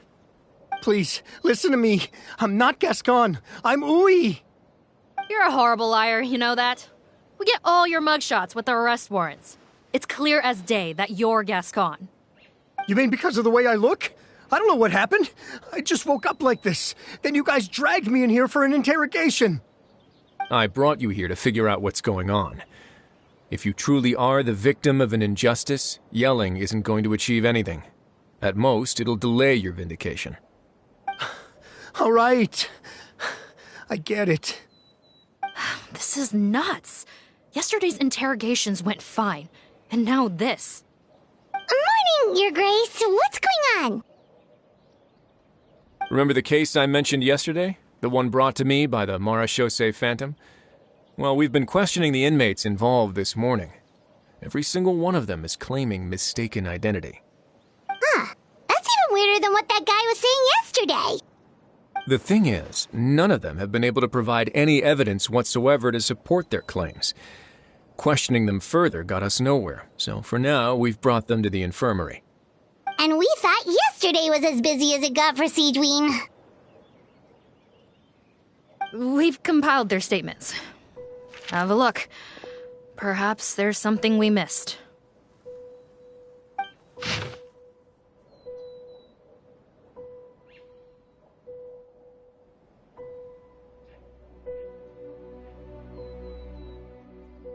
Wait. Release? Interesting. The inmates they spoke of in their statements appear to all be due for release today. I noticed that too. If that's their plan, they're underestimating us a little. Every serious offender claims that there's someone else who just so happens to be due for release today. And they're expecting us to go along with that. All the more reason to be cautious. Lumberzar, check the release list for today and make sure no one gets processed. We're gonna need an excuse, though. Just say we're out of forms, and that we're furiously printing more as we speak. I'm on it. It's conceivable that our group of serious offenders somehow found a way to switch places with inmates who are about to be released, so they can walk out right under our noses. We did consider that possibility. But I mean, just look at them. They match the warrants, period. How could there have been a switch? Only if they're dead ringers for the inmates due for release, I suppose. I gave you that name list yesterday to assist in your investigation. Did that help? Yes, the inmates' mugshots were attached to the list. The first thing I did was check for lookalikes, and I didn't find any. The only other thing that stands out to me is that their voices sound a little different today. But it's not exactly hard to put on a fake voice. Oh, really? What does our head nurse make of all of this? Give me a moment. I think I have a way to confirm whether there's been a switch. I know, it's not time to change your dressing yet, but please bear with me. Huh? Isn't that the guy from yesterday? This should be Honore. He has very severe facial ulcers, which require an operation in the hospital at the Court of Fontaine. I authorized him to leave the fortress for medical treatment under guarded escort. Yes, like I told you. I'm not Putton. I'm Honore. So there has been a swap. Well, I can see what happened in Potton's case, but how do you explain the other inmates? You're not telling me their souls switched bodies, are you? No, I believe it was their faces that got switched. The method is a bit like replacing a tooth. Take the bad tooth out, put a false one in. And actually, I think I can prove it to you. Traveler, Paimon, do you remember Eric from the other day? Yeah, sure do. Then you can be my witnesses. To start with, please fetch the inmate who claims to be Eric.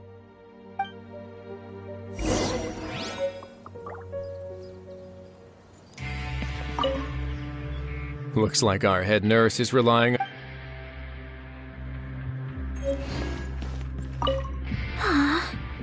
How? What the heck is going on?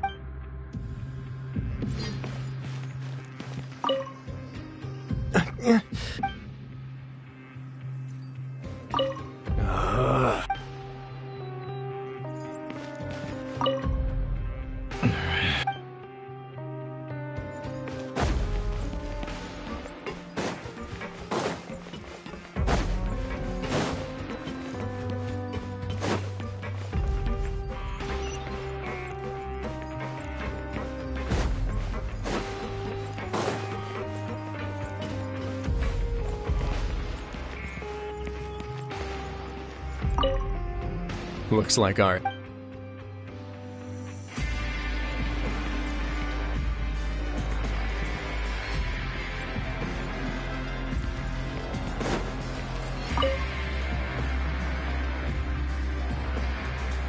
So, you're Eric?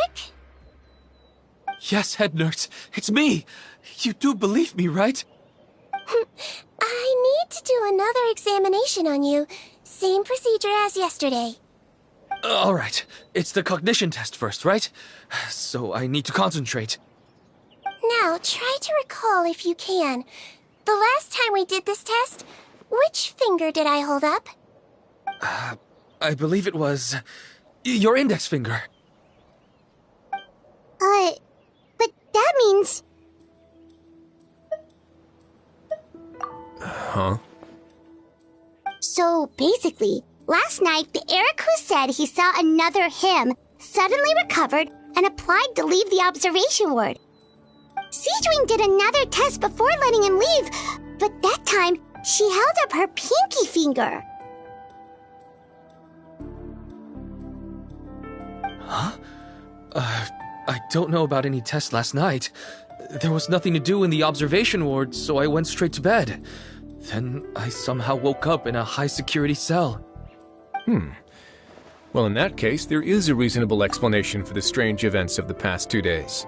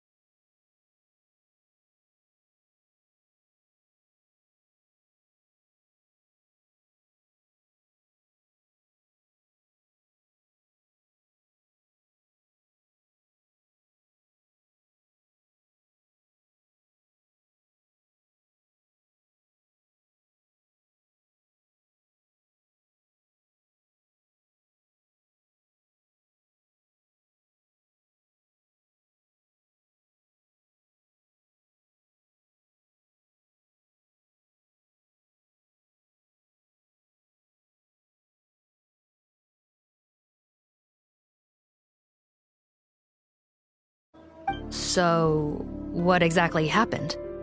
The gang of serious offenders wanted to break out of prison, so they identified a group of scapegoats, namely inmates whose terms were almost up, and planned to switch appearances with them. Last night, when Odilon was on duty, they ambushed him and had one of their group switch appearances with him using their face-swapping method. That allowed them to avoid scrutiny from the other guards.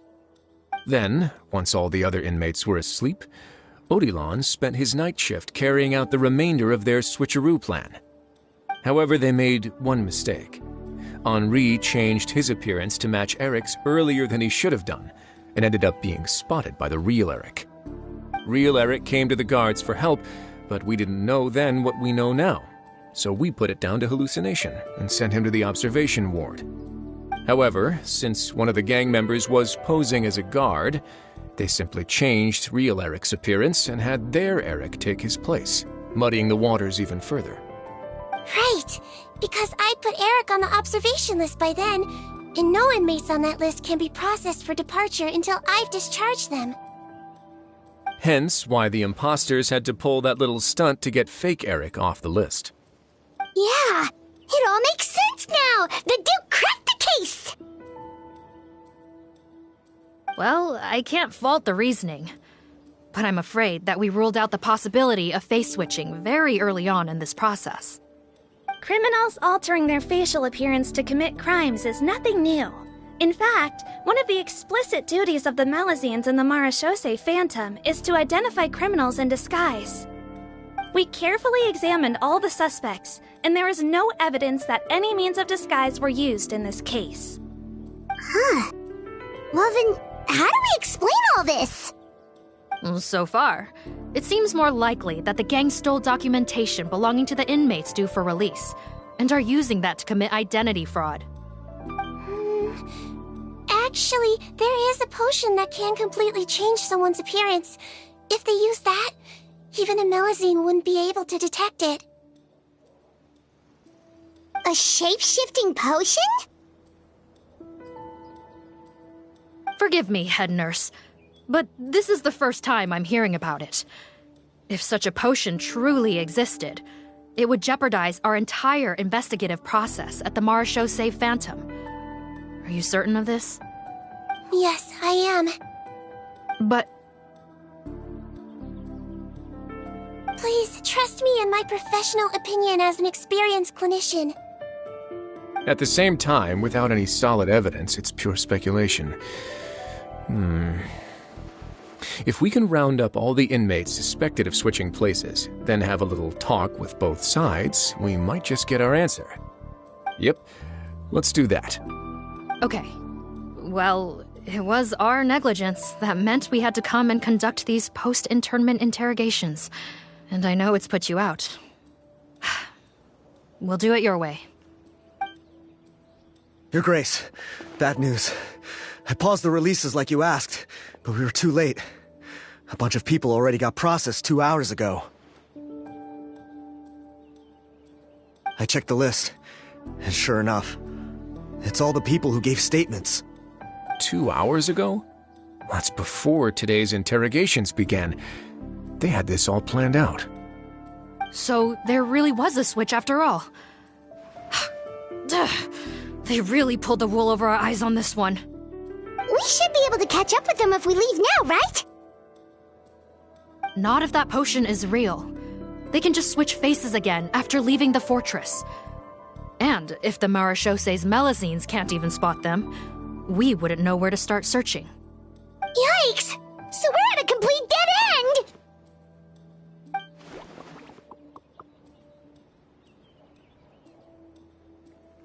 Well, technically there is one more lead we could follow up on. We were only able to arrest this gang thanks to the help of a researcher from the Fontaine Research Institute. I believe his name is Rawat. Oh? Rawat? Isn't that the handsome guy we met at that skincare promotion? Handsome? Maybe from a human point of view. I just remember that he specialized in potions. One of the crimes this gang is charged with is the manufacture and sale of illicit drugs. According to Mr. Rawat, they appear to have stolen technology he developed through his research and used it in their operation. At first, he thought it was a typical case of intellectual property infringement, and he tried to negotiate with them. But once he discovered their criminal operation, he reported them to the authorities. Thanks to his report, we were able to swoop in and arrest them all in one go. What a hero! Bet that took courage on his part. No doubt. This is worth following up on. As the one who snitched on them, it's highly likely that Rawat will be targeted by the escapees. That aside, since he's negotiated with them in person before, there's a chance he'll have some additional information for us. Understood, Your Grace. My team and I will head to the Fontaine Research Institute right away. In the meantime, please keep an eye on the face switch victims for us. Of course. Miss Morgan, I'd like to come along and help you catch these criminals. Huh? Why's that? Well, I'm the one who discharged the fake Eric last night, so I feel partly responsible. Don't say that, head nurse. Your focus was on the inmate's health, and rightly so. We can't ask you to help with arresting criminals. That's our duty. I also have a more personal reason. Patton is a patient of mine, and if I don't get a new batch of medicine to him in time, his condition will get much worse. Look, head nurse, I completely understand where you're coming from.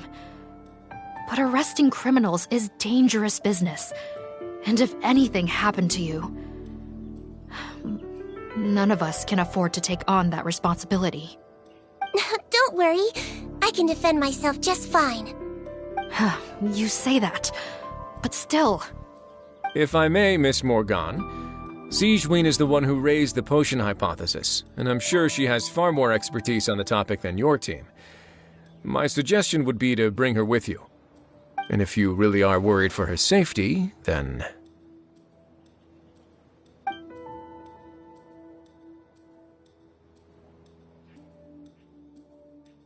Ah, there you go, right on cue. Knew I could count on you.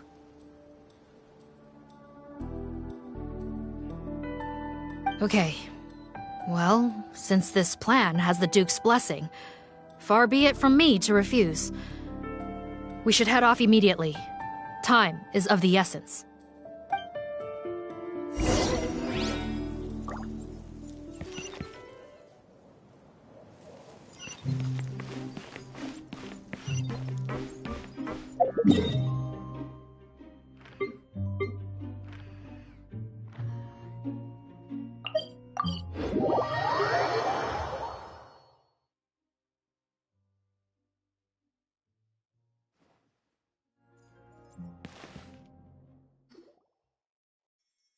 Greetings.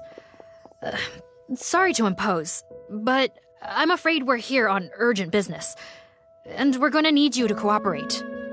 The Marechaussee Phantom. Let me guess, you're investigating some more legal research? Not this time, no. We're looking for a researcher. Do you know where we might find Mr. Rawat? Rawat. Oh yeah, Mr. Handsome, right? He actually doesn't work on site here very often. There's a handful of researchers in the nearby area who know him pretty well, though. You can see what they know.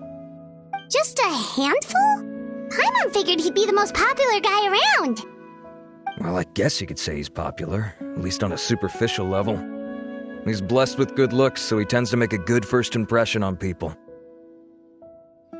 But in all his time here at the Fontaine Research Institute, I don't think he's ever had a single deep conversation about his research with his peers.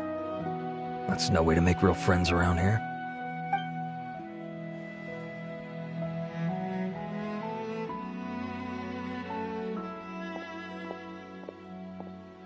That's so weird.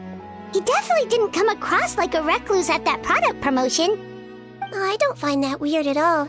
He definitely didn't strike me as the kind of guy who's good at making friends. Really? Paimon couldn't tell. Must be a Melusine perception thing. Okay, We should talk with his acquaintances. But we also need to check the Research Institute for any clues. Let's split up. It'll save us some time. Sure thing! We'll go ask around among the other researchers with Seedweed. Paimon's suddenly kinda curious to know what everyone really thinks of him.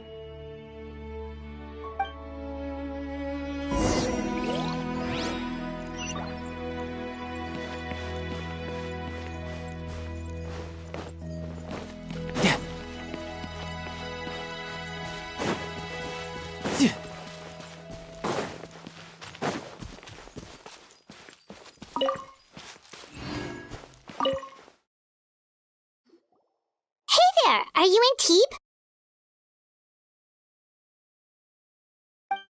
What do you want? We're here to ask about Rawat.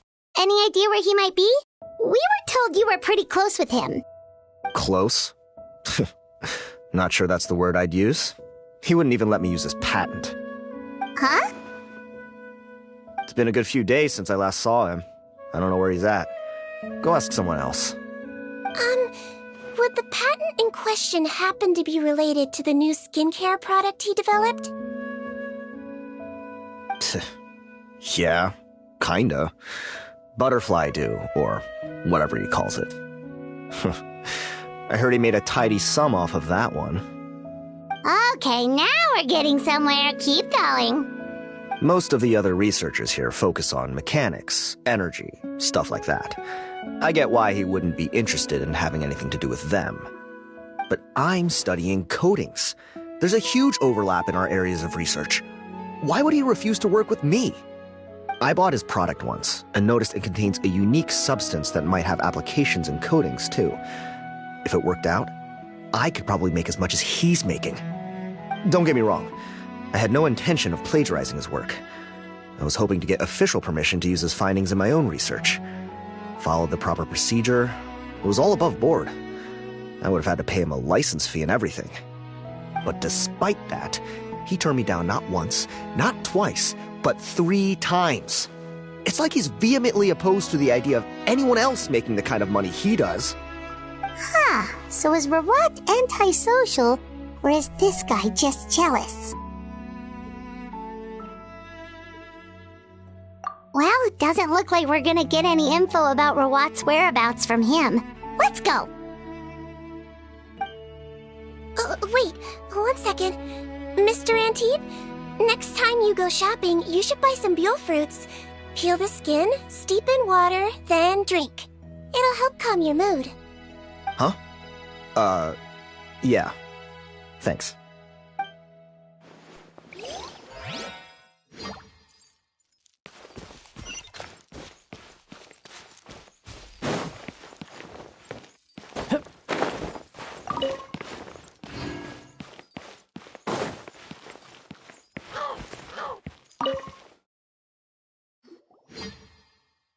Excuse us, are you Audrey?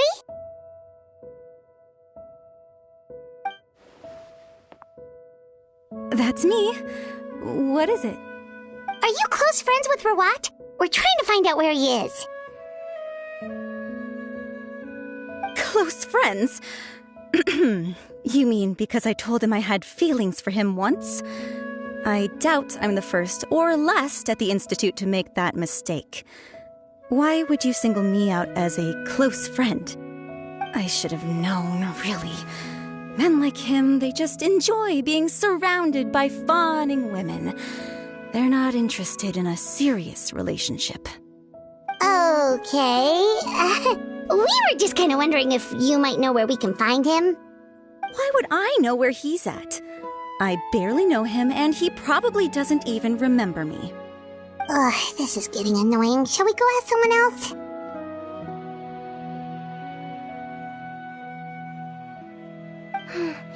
I think she knows Rawat better than she cares to admit. If we leave now, it might be a wasted opportunity. Maybe, but we're not going to get much out of her while she's in this state, are we? She's displaying symptoms common among people in love, if that's what you mean. But I know a cure. It's curable? Oh, We're still no closer to finding Mr. Rawat. Oh, by this point, he could be in grave danger. Danger? Wait, why are you looking for him again? Oh, that's right, yeah! The Marechaussee Phantom said that he's been targeted by some pretty bad people. We need to make sure he's safe. What? How has this happened? He seemed fine when I last saw him, and that was only a couple of days ago. Just happened to run into him, of course. Oh, I see. Well, do you have any thoughts on where he might be right now? Okay, but this is purely out of concern for his safety. If he's not at the Institute, he might be at his mother's place. I heard she raised him alone, that they had it pretty tough financially, and these days she's housebound due to illness. He makes regular trips back home to check on her. Oh, okay. Do you know the address? Nope, sorry. I only found out the thing about his mother because it came up in conversation once. I was just trying to find out more about him, so I could get to know him better. When I told him I had a crush on him, I offered to help him take care of his mother. And yeah, maybe that was a stupid idea, but did he really have to yell at me for it? It's like, fine, I can take no for an answer, but what's with the temper tantrum? Unbelievable. These guys only want to show you their charming, well-groomed exterior. They can't stand it when a few home truths shine through. Looks like her love syndrome is flaring up again. We need to find out Mr. Rawat's mother's address. Let's check with the Marechaussee officers when we regroup. Cool, sounds like a plan.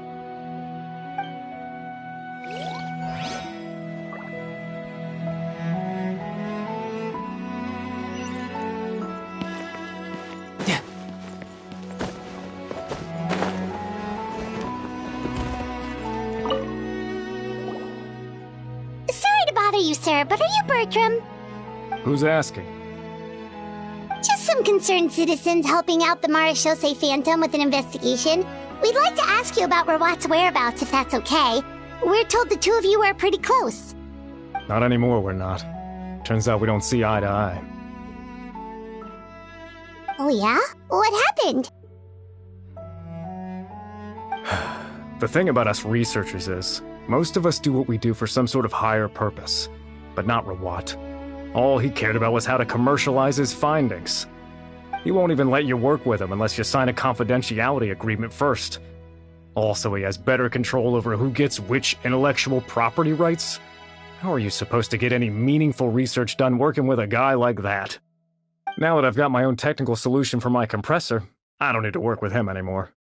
So that's what Rawat is really like. We'd still like to know where to find him. Is that something you can help us with? Wait, Yeah, I know you. You're the head nurse at the Fortress of Meripede. Alright, then I'm happy to help you if I can. I respect the work you do. Medicine serves the highest purpose of all the sciences. Wow, turns out Sejuin's got some real clout. Thing is, I have no real way of knowing where he might be. I stopped working with him 2 months ago, and I've barely seen him since. But if you want my advice, I'd say go talk to the peddlers. There's a few he meets with every other day or so. Maybe they know where he's at. Peddlers?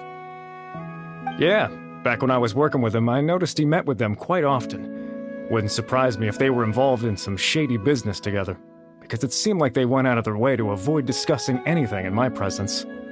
The little I overheard was about manufacturing and selling pharmaceutical drugs. Like I said, he's all about the money.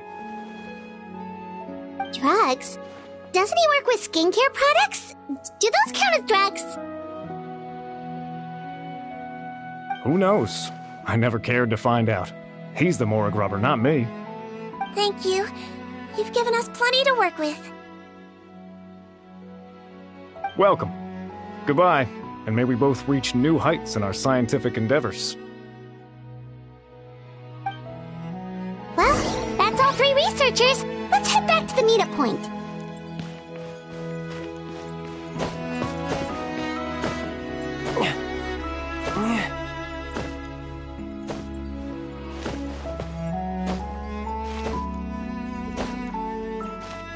Yeah.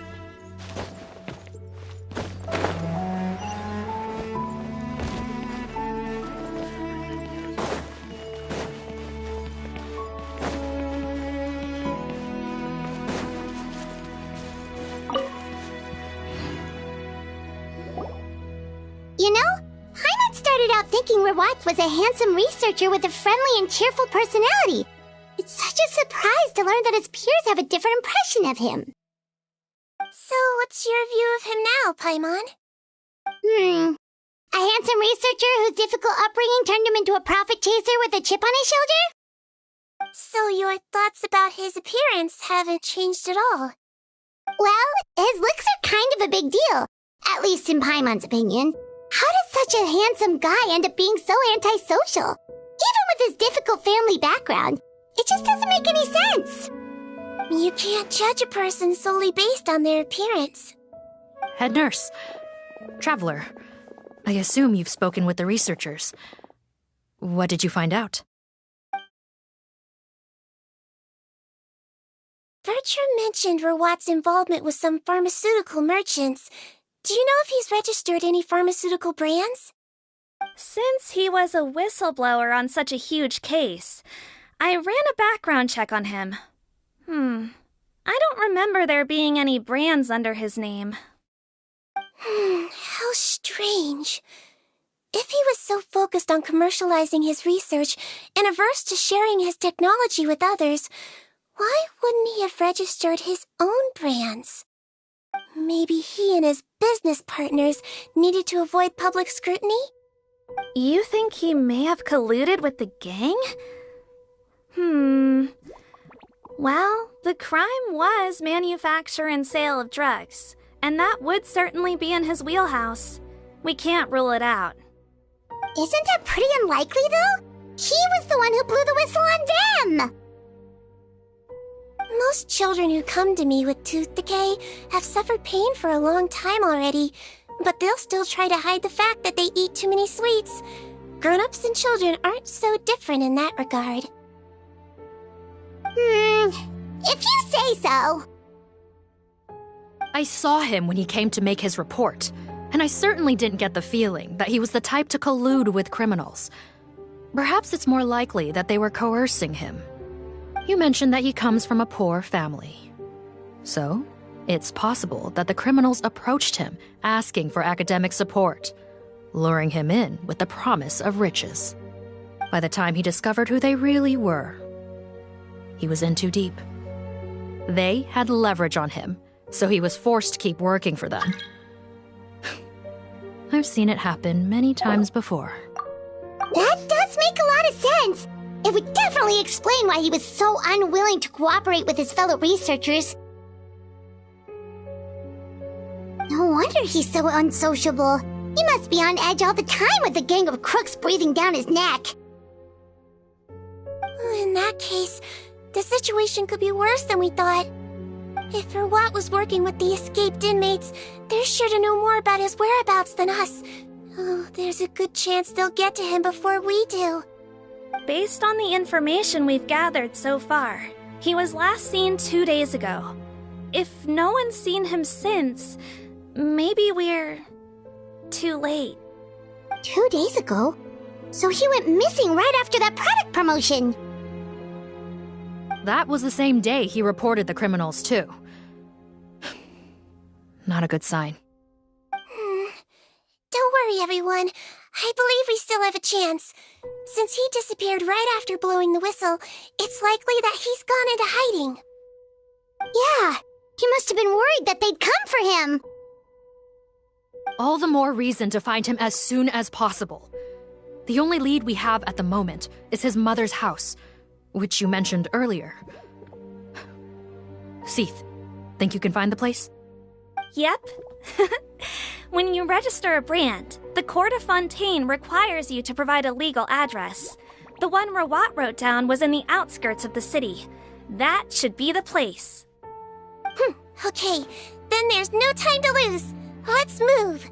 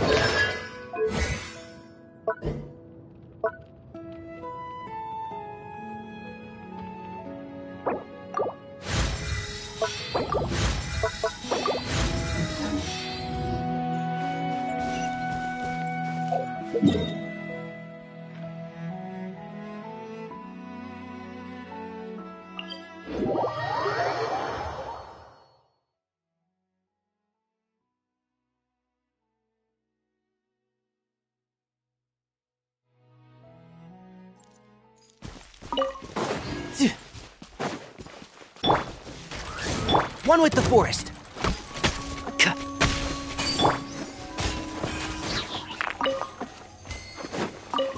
No time to lose.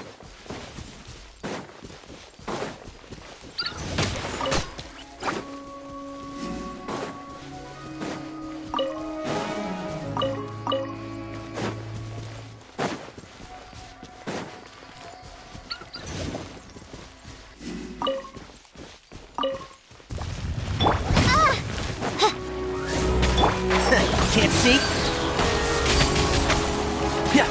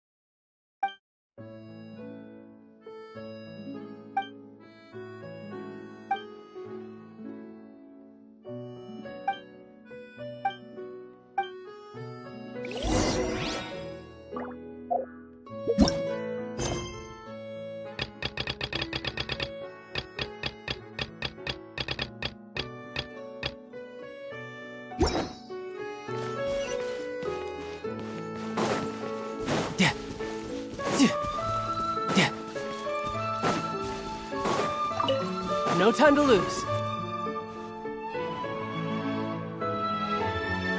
All right, this should be the house. I'm pretty sure this was the address. Okay, I'll knock.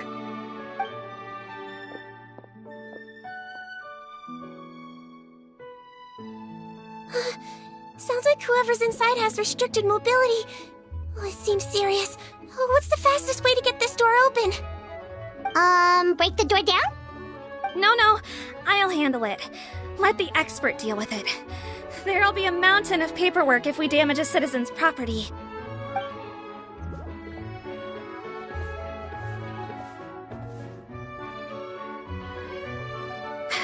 Calm down.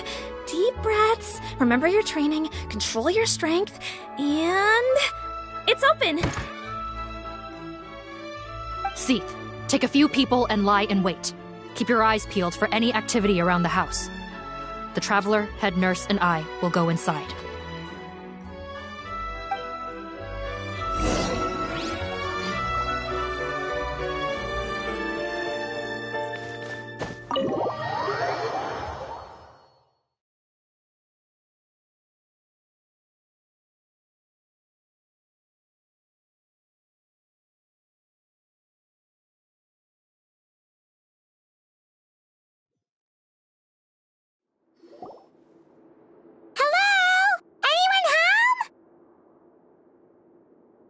Oh, there. On the bed, there's an old lady.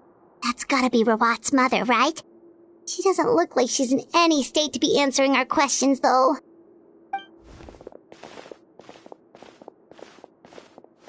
We could try, but she is very ill. We mustn't force it.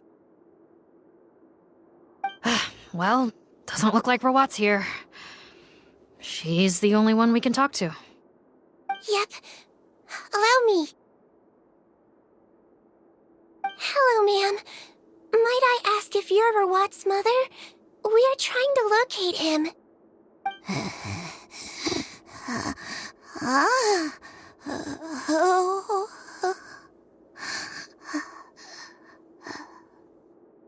Hard of hearing, perhaps.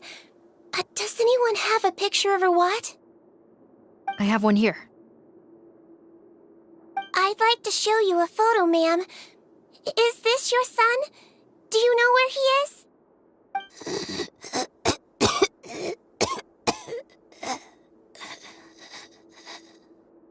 Looks like this isn't gonna work after all.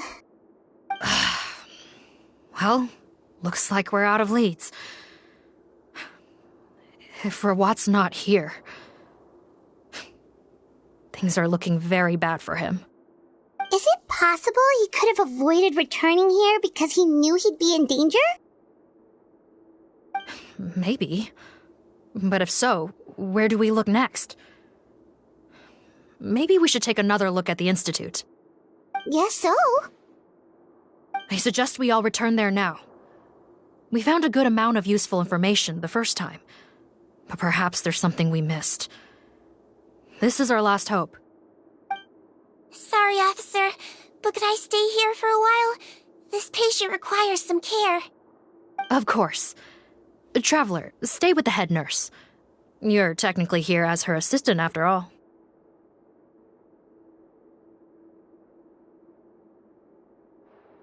Also, I'd like some Marechaussee members to stay as well, and keep an eye on the area. Why's that? If Rawat knows how serious his mother's condition is, he will return. Got it. Okay. I'll tell the squad members in hiding to stay put and keep a lookout. Thanks for helping me out yet again, Traveler and Paimon. No problem. But when you say her condition is serious, do you mean... Yes. She's barely clinging on to life. Oh. Let me take care of a few things first. Could you pass me the towel over there?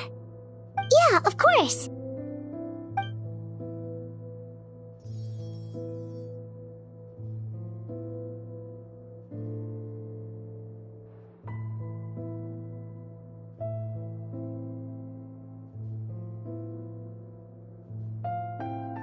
I can tell that her family has tried a lot of different treatment methods, including some very expensive medicines. Unfortunately, her condition is so multifaceted that a recovery looks all but impossible. Citrin. My mom bets being a nurse must be pretty tough at times like this. Yes, it makes me a little sad. In Amelazine's eyes, a human's birth, aging, sickness, and death are as much a part of natural law as sunrise and sunset. But human medicine can defy that law to some extent. In that sense, it is a science of miracles. That is why I became fascinated with it in the first place. But it was only after I truly became a doctor that I realized miracles don't always happen. Even the greatest doctors cannot cure all diseases. Citrin. Oh, don't worry about me, Paimon.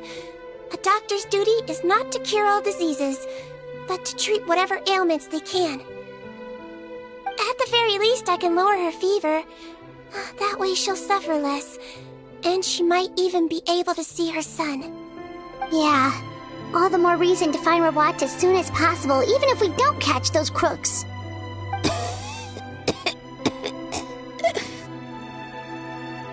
Oh, her fever is getting worse. Could I get some hot water? Sure, we're on the case.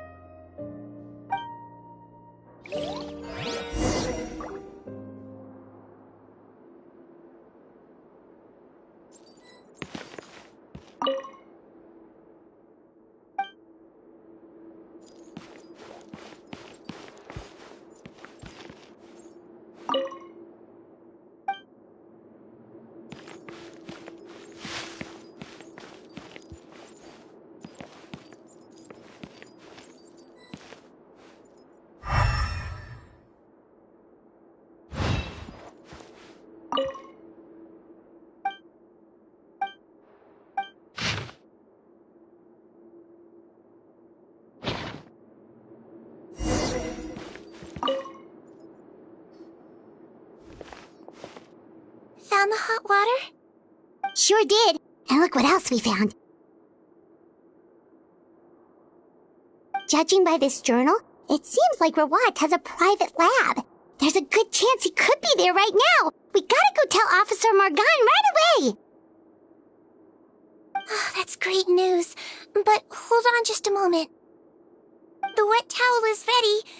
I'm giving you another injection. Are you feeling better now?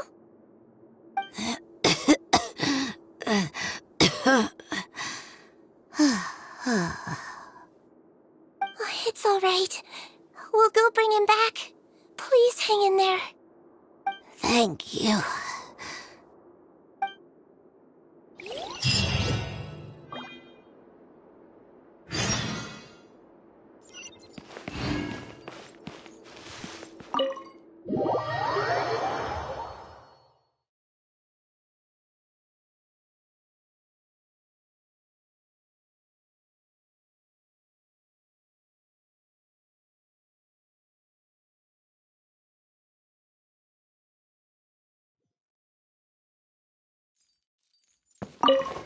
No, don't look this way. I'm supposed to be hiding, remember? Captain's orders.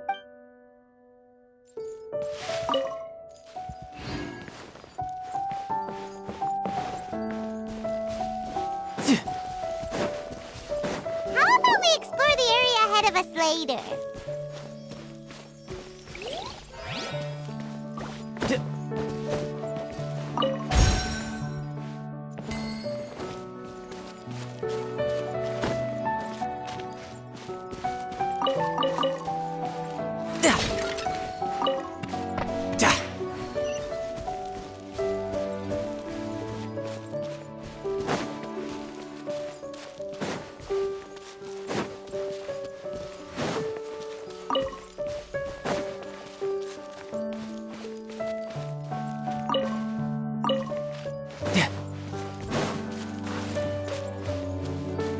No time to lose.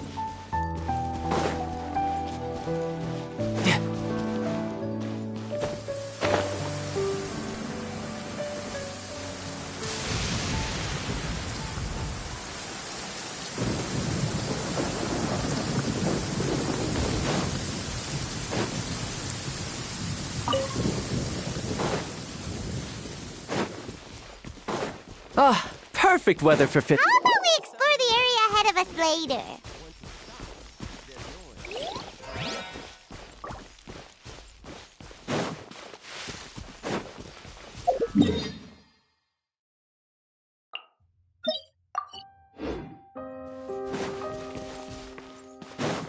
How about we explore the area ahead of us later? No time to lose.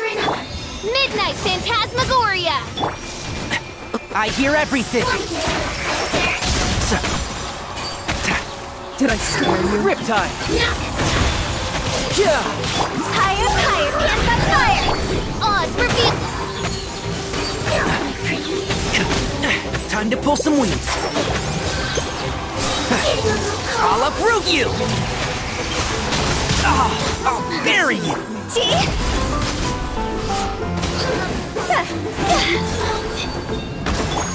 Enjoy.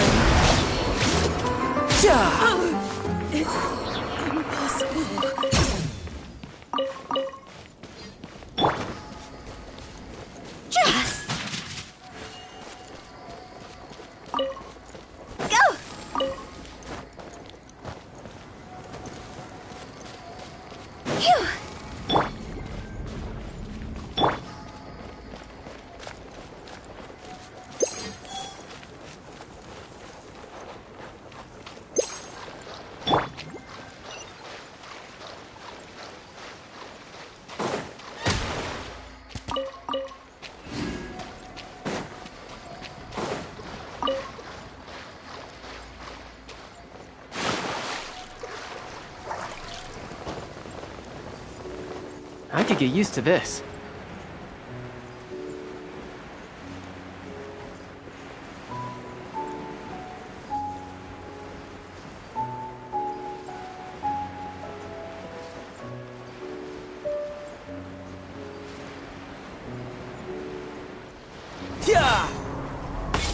By royal decree. One with the forest. Forgive my discourtesy. Pardon me. My tail's all messed up.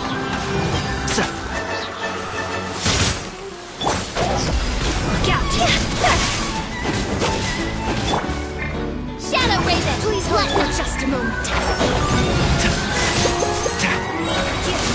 Let's nip that in the bud.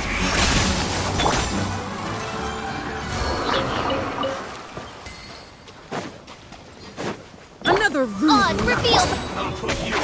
Can't see? Let's move. How inconsiderate of me.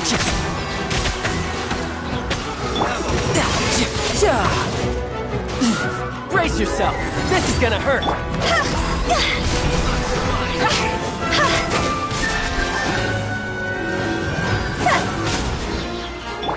You need to hurry up. By royal and shroud. Cook this through.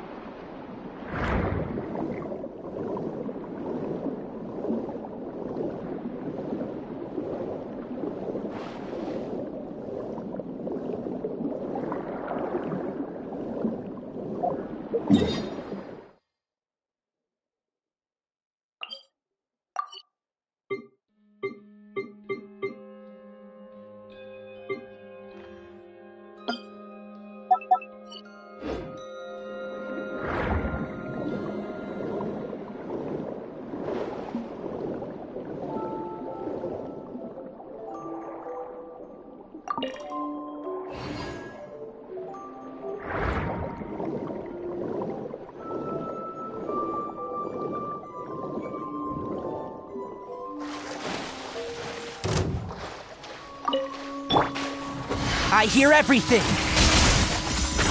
Can't see? Time to go. Yeah. Keep up. Yeah. On reveal. One with the forest.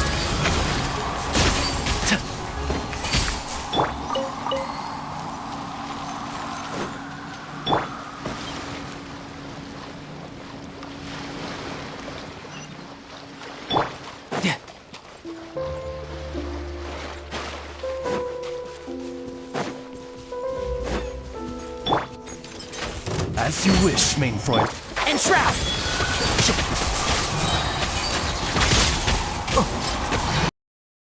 In the butt. This isn't good. Just bring it on.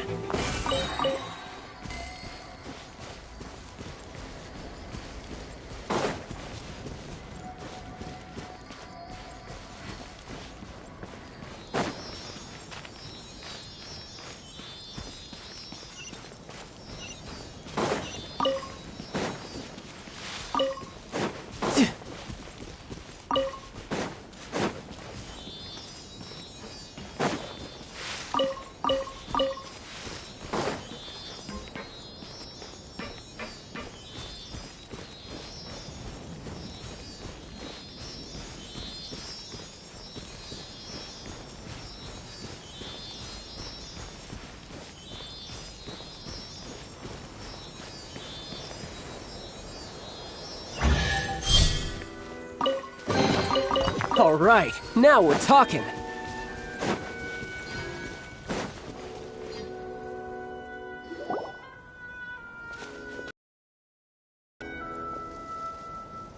It's Officer Morgan! They're already here!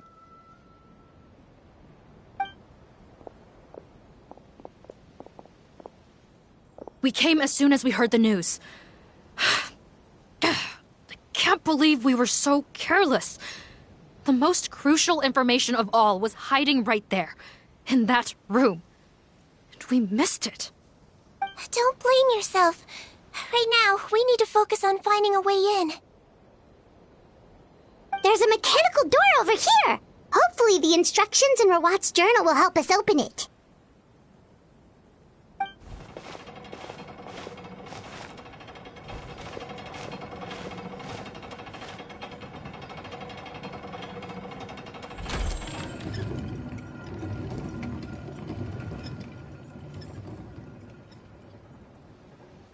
It's open. Let's go in.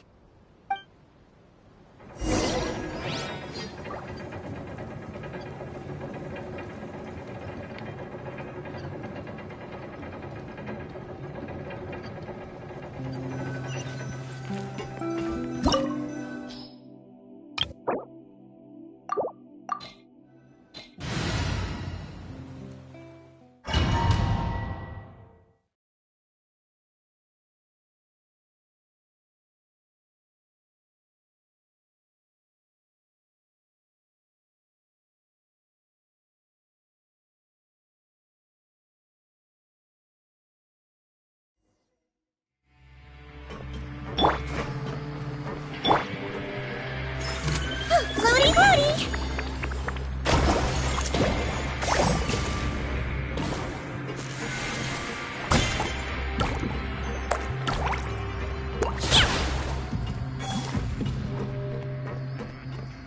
How did they get in here? Captain, up ahead! Those look like our fugitives! So they found this place too? Don't let any of them escape! Guard down. Yeah! Yeah! Yeah! Yeah! It's a fury! I'll uproot you! Another test subject. Midnight Phantasmagoria. Higher, higher, pants on fire! One with the forest.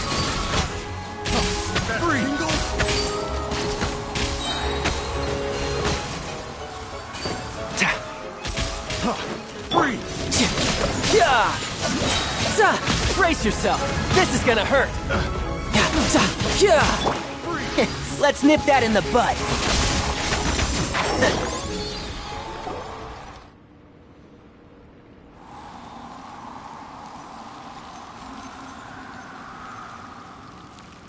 Captain, according to our list, many of the fugitives aren't accounted for. There may be others hiding deeper inside the facility. Ah, so these guys were just the lookout crew. The Marashose Phantom!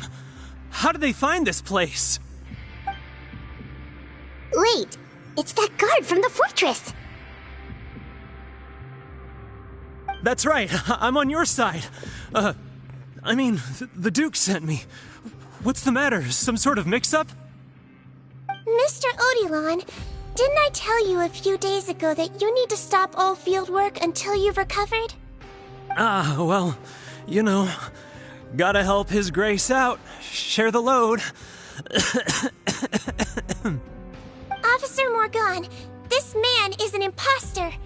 The real Mr. Odilon has no recent health issues. What? But I... Looks like the head nurse was right about the face-swapping method. Arrest them all! DuPont, stay here and keep guard. And watch the exit. If we're not back soon, call for reinforcements. Got it.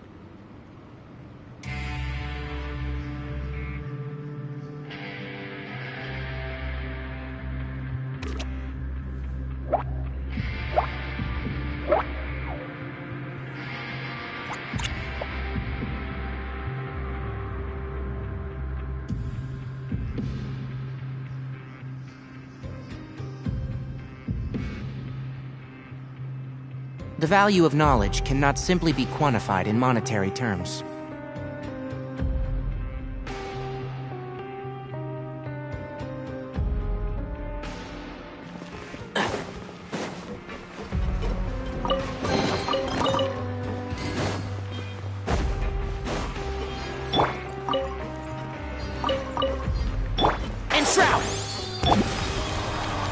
Wibbly wobbly!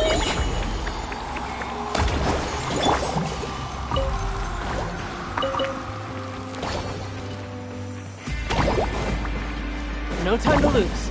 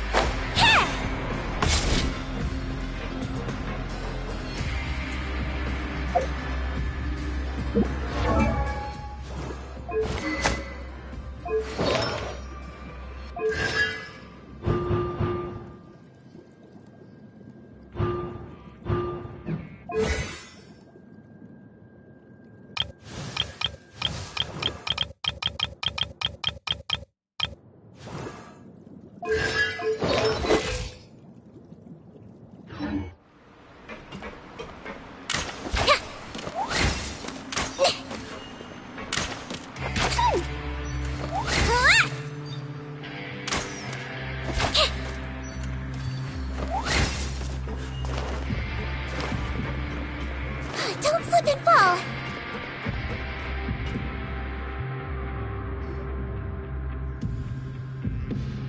So many jars. Was this some sort of production facility? This scent. It's probably the ingredients used to make butterfly dew.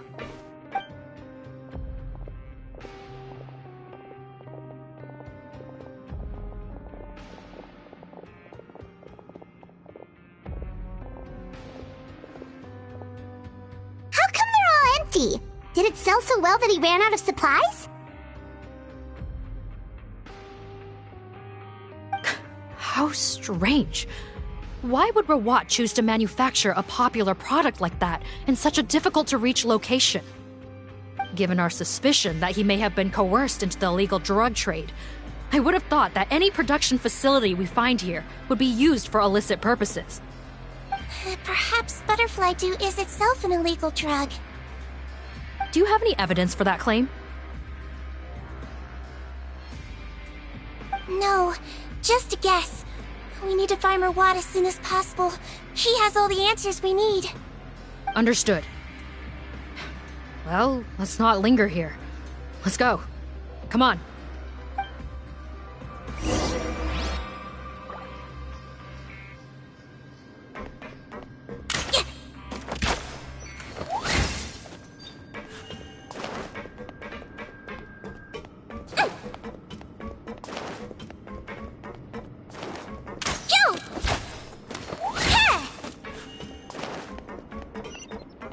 Don't slip and fall!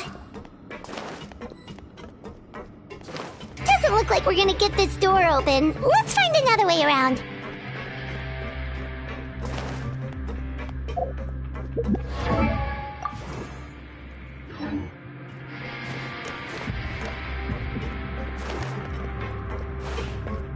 This one's closed too! What's with those carts and tracks? Oh, maybe it's one of those doors that opens when it senses cargo passing through. There's a loaded cart right over there. Let's bring it to the door and give it a try. Slip and fall.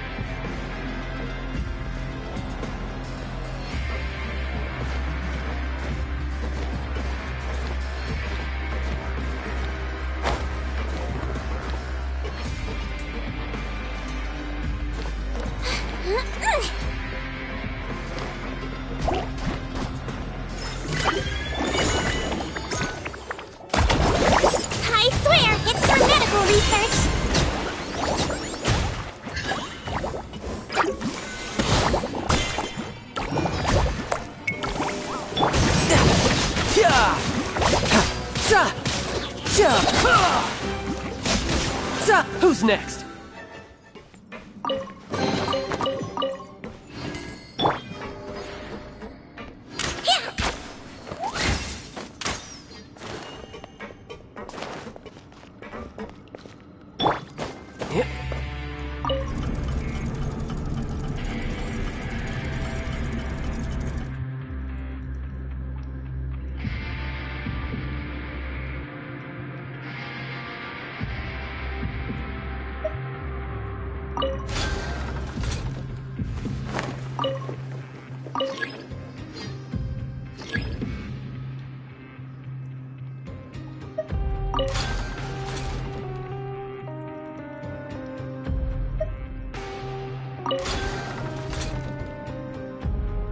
Where I'm from, if we didn't keep moving, we'd freeze to death. Literally.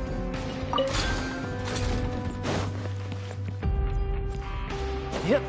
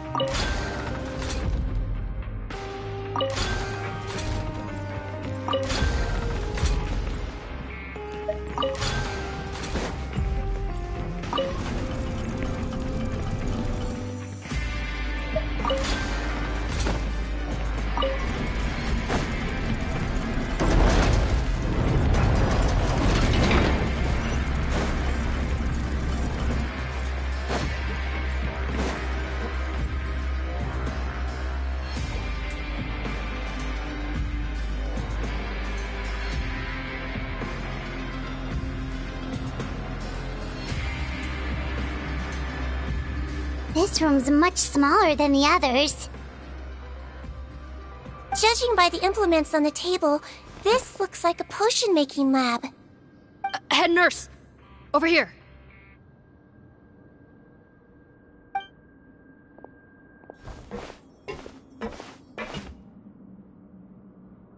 Let's see. Huh? Robot's clothes? Why would he change here? Perhaps they stripped him down, left the clothes behind, and disposed of him somewhere else? Yikes, Deedween, where did that come from? Oh, what a tragic way to go. Especially with such a bright future ahead of him.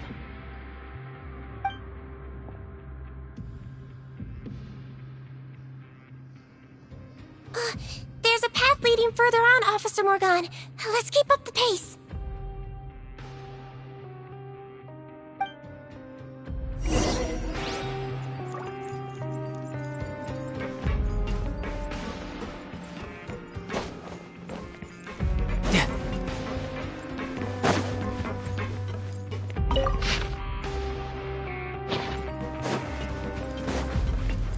No time to lose.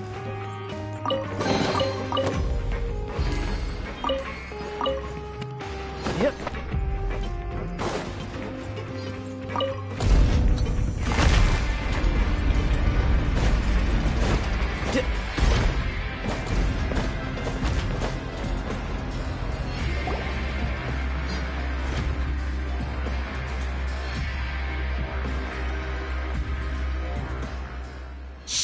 There's a whole bunch of people in there.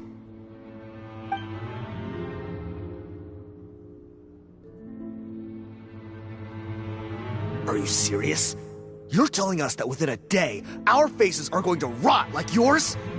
Fontanian physiology changed dramatically after that great flood, and it's not as compatible with this face-changing solution as before. The side effects are as you can see. Why didn't you say anything before we all used it? Look, my plan got you all out of prison, didn't it? You'd have much bigger problems to worry about right now if the Marshal Say Phantom found out about your other crimes. Consider an ugly mug getting off lightly. Ugh. You're just lucky we didn't leave you in there after you disappeared on us with no warning. We only let it slide because we're former partners. And now you have the gall to pull a stunt like this? Partners? Make no mistake, each of us is only looking out for himself. If you place too much trust in others, well, I'm afraid that's your problem. You hid things from me too. Remember how you each had a spare potion? You kept quiet about it until we planned the prison break? Oh, and you didn't have a secret spare? Then do you want to explain how you melted your face off before all this? Guys, that's enough. Calm down. It is what it is. Arguing won't change anything. What's the plan, Parton? I'm assuming you brought us here for a reason? There is no plan. We followed him here on the promise of more juice, but it turns out there ain't a drop here. Besides, what does it matter now anyway? He already said, even if we did get our hands on more of that stuff, switching faces again solves nothing. They're still gonna melt off eventually. I said enough arguing! Parton, tell us the plan. The most practical solution is to continue using the potion. Keep switching to a new face before the ulcers can start forming. Are you kidding me? This stuff was hard enough to get a hold of even when we had a supply. Now you're asking us to use it like skin lotion, after the flood all but wiped the supply out? Well, there is another option. But you'll have to make a deal with me first. Okay, now we're talking. What's the deal? I have a document I took from that researcher that details how to make a replacement. Just give me one bottle of the undiluted fluid, and I'll get to work. What's the problem? I thought you always kept reserves. Or do you really just have one spare bottle each? What do you think? That we were shipping them into the fortress of Meripede by the basket load? Well then, say hello to never showing your marred faces in public again. Ugh, I've heard enough! Get him! Let's see if that document even exists! Freeze! Marshal Say Phantom! What? Who let them in? Officer Morgan, before anything else, please find out Rawat's status. Rawat? I don't see him. Hand over the hostage now, if you want any chance of avoiding an extension to your sentences. Spare us your condescending attempts to coax us back to our cells. You think we're looking to negotiate? Rawat is dead. Parton? Arrest them all! Don't let anyone get away!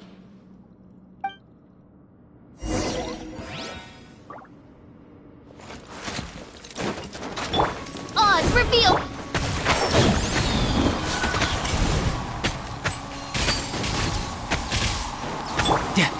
Shouldn't let your guard down.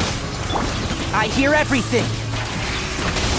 Wings of darkness, come!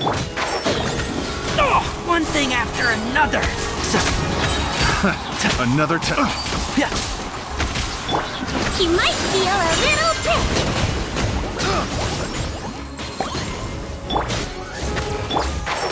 I'll uproot you!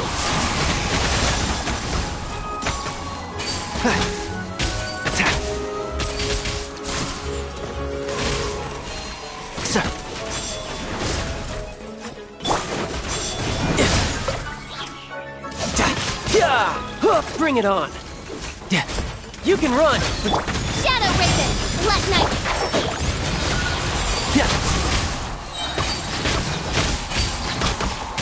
Cross over. Let's nip that in the bud. Ha!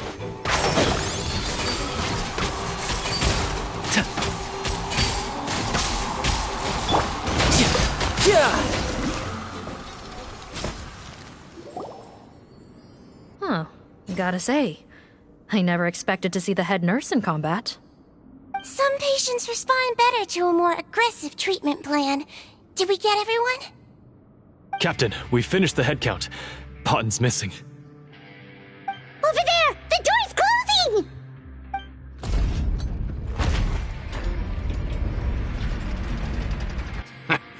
One group trying to arrest me, another trying to hunt me down. Good. I gotta kill two birds with one stone. How did he get up there?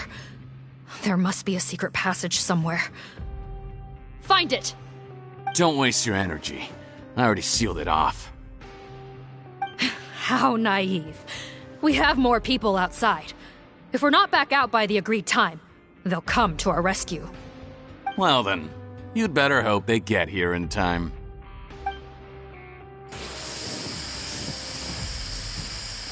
There's some kind of gas leaking from the pipes. Be careful, it's poisonous. This is our distribution center, where we store the product derived from our source solution. We had to use special fire prevention methods to prevent contamination. The pipe network here was designed to emit a gas for firefighting. One little modification later, and it makes an efficient death trap. Why would you do this? Your partners are here too. Oh, please. If they can't supply what I need, they're of no further use to me.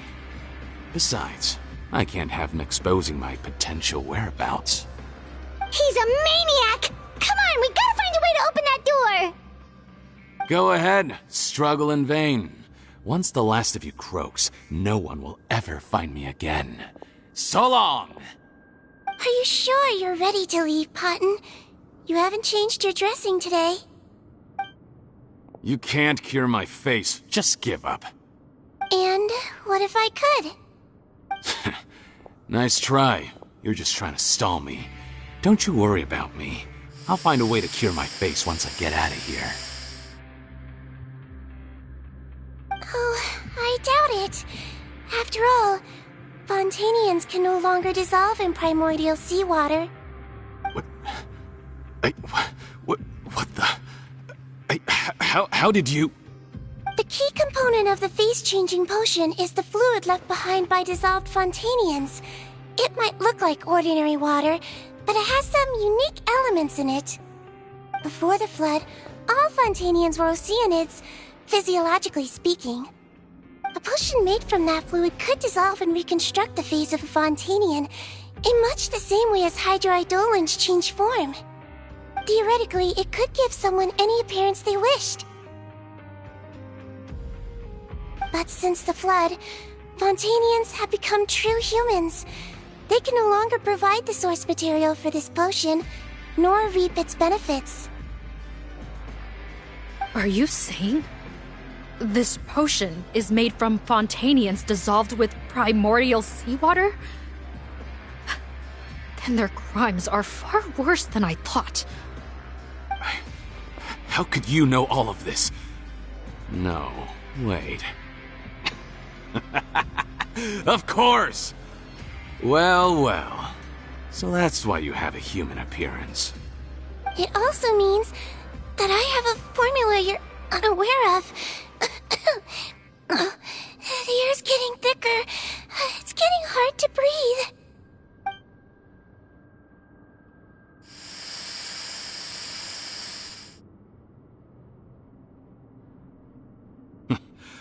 I might get to make a deal today after all. Alright, keep talking. How do you intend to give me the formula? Oh, it's not a formula, but a finished product. I have a bottle of it right here. What? When I tried Rawat's skincare product, I noticed it had a certain special component in it. So I had my friends gather some other ingredients for me, and sure enough, a little experimenting later, I produced the potion. I'm guessing his skincare lotion contains the fruits of your joint research? Huh. Impressive guesswork. Yeah, we were his supplier for some of the raw ingredients. But it only contains a tiny amount of the active ingredient. The effect is minuscule compared to the undiluted fluid. Well, I found a way to reverse the dilution process, giving the skincare lotion a similar effect to the fluid it is derived from. That's impossible. If I tell you some of the ingredients, I think you can figure it out. First, you need to combine tainted hydrophantasm tissue with transoceanic pearls at a ratio of around 3 to 7. Tainted hydrophantasms and transoceanic pearls. I see. Can't believe I never thought of that. So, can we make a deal? Sounds good to me. There's a delivery pipeline beneath this window. Drop the potion in, and I'll release you all. Nope, not trusting you that easily. You're like those naughty kids who try to hide their illness. Open the sluice gate first, then I'll hand you the potion. Even if you're not bluffing, your potion won't cure my face permanently. You really think you have any leverage here? I'm not closing the valve this time. Clock's ticking. Fine, then I'll just stand here with the potion in my hand. And when I faint from the poison, I'll drop it and it'll be destroyed. No.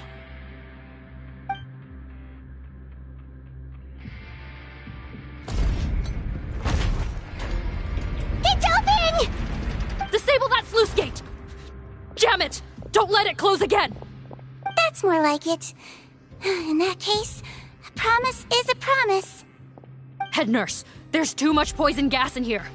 We have to leave, now!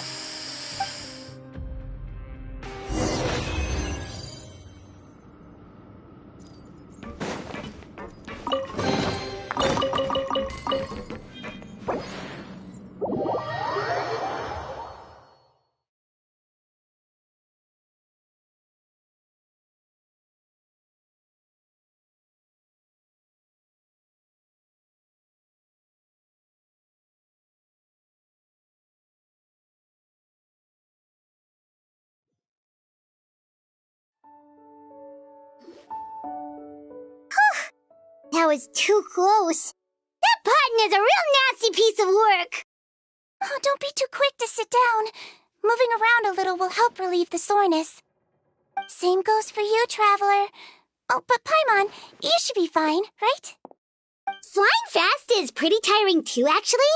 Anyway, that's not important right now. Paimon's still shocked to learn that there's a whole criminal operation going on behind that skincare lotion. Shame I ended up giving the improved version to Potten after finally making it for you. I'll make you some more, I promise. No, please don't. Paimon doesn't want to use that stuff anymore. Still, it was a pretty good job that Paimon wanted to buy some in the first place, huh? It ended up saving everyone's lives. That's gotta count for something.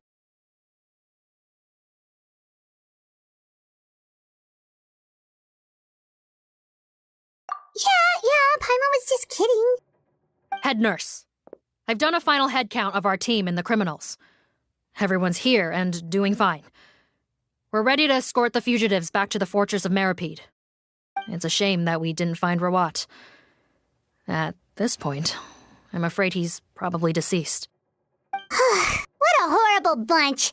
Especially that Potten guy. If he hadn't made good on that deal, we'd all be dead because of him. No, we wouldn't. I always keep a whole bunch of antidotes on me for emergencies, and one of them neutralizes that poison gas. We'd have been fine, even if you hadn't opened the gate. What? Then why did you give him the potion? If this is true, I must concur. Sorry to be blunt, but I think you made a bad decision by handing him that bottle.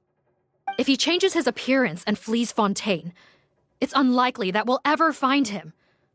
No matter how cooperative his accomplices are when we question them. No, You don't understand.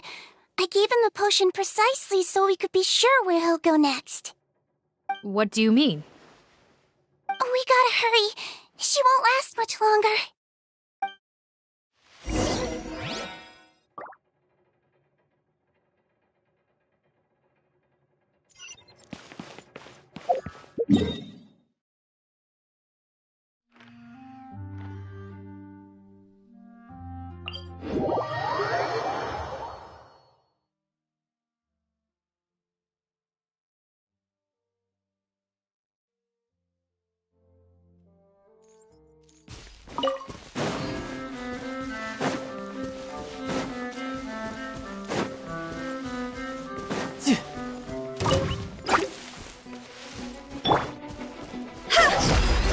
By royal Who's next?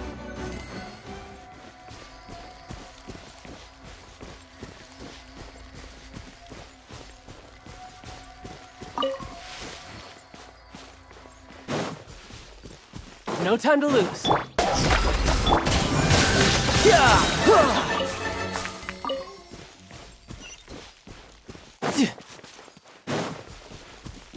No time to lose.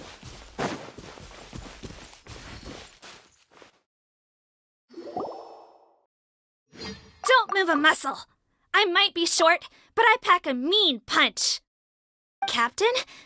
You're just in time.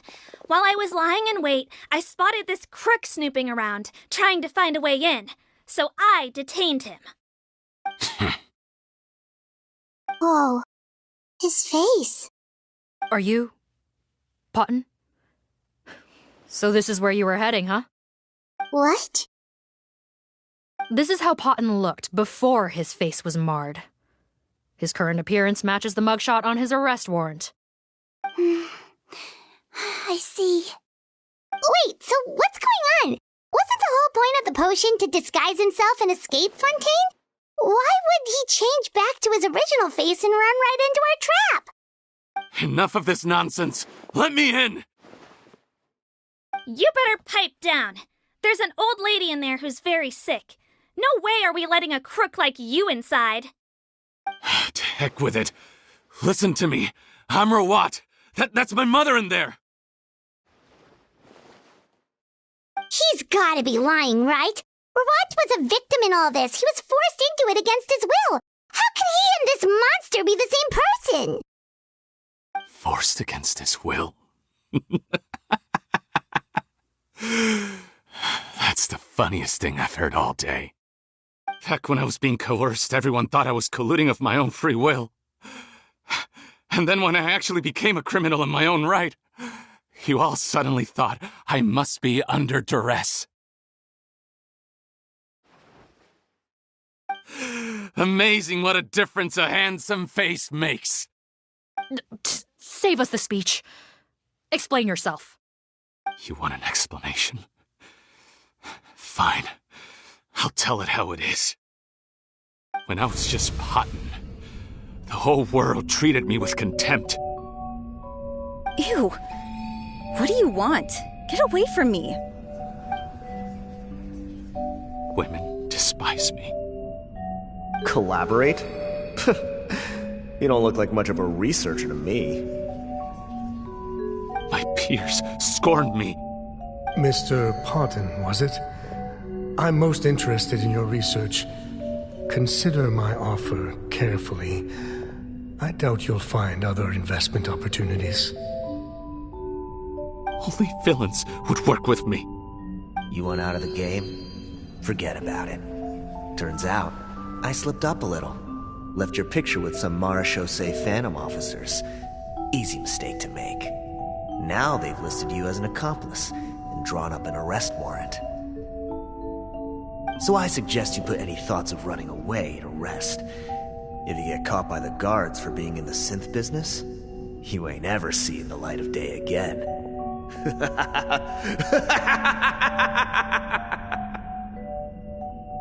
There was no way out for me. Until I could stop being Potton. Mr. Rawat, I have something I'd like to tell you. I became popular with women. This new potion you developed is fascinating. Genius, in fact. Would you consider working with me? I'd be happy to sign a licensing agreement. My peers looked up to me.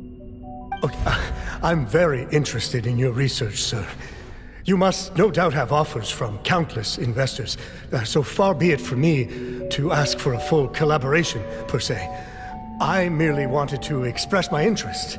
No pressure at all, naturally. And the villains even began to fear me. Becoming Rawat showed me what a superficial world we live in. But I did not hold a grudge. After all, this superficiality could be made to work in my favor. Or so I thought. But alas, the world seemed bent on finding a reason to make me despise it. Mother, I'm back. How are you doing? Who are you? I bought the best medicine Mora could buy, but nothing would cure her illness. In the end, I hoped she'd at least be able to see her son one last time before she passed, but when everyone else rejected me, the only person who cared about me was my mother. Then, when I became a rising star in the Fontaine Research Institute, I was unrecognizable to her. I have to let her see me again. Even if it means donning my own wretched, ugly face. Well, is that enough explaining for you? Now do you understand? Let me inside already! Have you ever considered if you'll even be able to look your mother in the eyes after what you've done?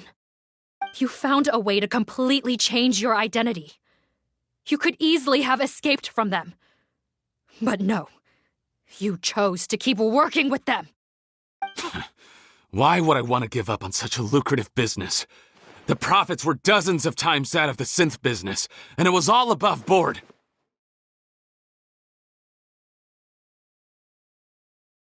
So you kept being a villain just for the money? Villain? By what standard? Is doing evil deeds really what makes someone a villain in your eyes? Or does it all come down to the way they look? None of you saw a villain when I was wearing my other face, did you? You have no right to judge me! You're all just fake people living in a hypocritical world! I regret nothing! My mother would understand! You're a villain to the core! But especially that tongue! Honestly, I don't see a villain when I look at your current face either. Don't humor me. You don't seem surprised by my confession in the least. How long have you known the truth? I didn't know anything for sure until you chose to take that potion bottle and spare our lives. But if you're asking when I started suspecting you, it was the first time you came to see me at the infirmary. I had to confirm my suspicions. That's why I chose to join this investigation. Are you kidding me? A young, promising researcher and a wretched criminal? What on earth gave you the idea that they could be one and the same person? Well, there were no visual clues. This potion's face-changing effects are very powerful. Even as a Melazine, I couldn't see through the disguise. But I believe I understand humanity a little better than most of my kind. Humans have certain fundamental qualities that do not change with their appearance. Fundamental qualities, huh? So you think you're the one who's seen through me, do you? Most people probably don't know this, but I think I can guess what your deal is. Melazine constitutions are very close to that of water, so it stands to reason that the potion should work on them too.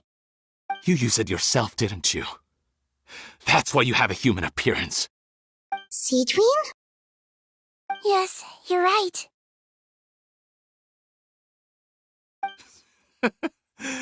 I'll bet it was back in the days when Melazines were discriminated against because of their appearance. It was either carry on living in the gutters as part of an alien race cast out by humanity, or become the head nurse of the fortress of Meripede, revered by all. Not a hard choice to make. It's a no-brainer. So you see, you and I were the same. And I'm the one who saw through you! That's not important right now. You came here to see your mother, didn't you? Well, I can grant you your wish. Huh? Head nurse, I'm not sure that's a good idea in his current state. Don't worry. Back in the warehouse when I traded the potion for our lives, I was doing it to test him. He was willing to risk sacrificing his only chance of escaping capture by opening the gate in exchange for the potion. Also, he could see his mother again. If nothing else, his concern for his mother is genuine. I see. So before you arrest him, please allow him to see his mother one last time. The Traveler and I will accompany him. You have nothing to worry about. All right. I understand.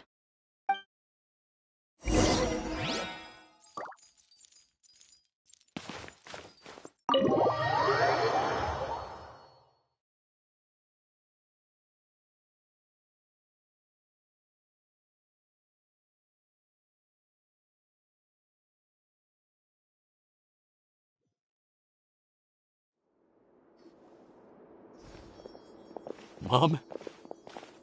It's me, Potten, your son. You recognize me now, don't you?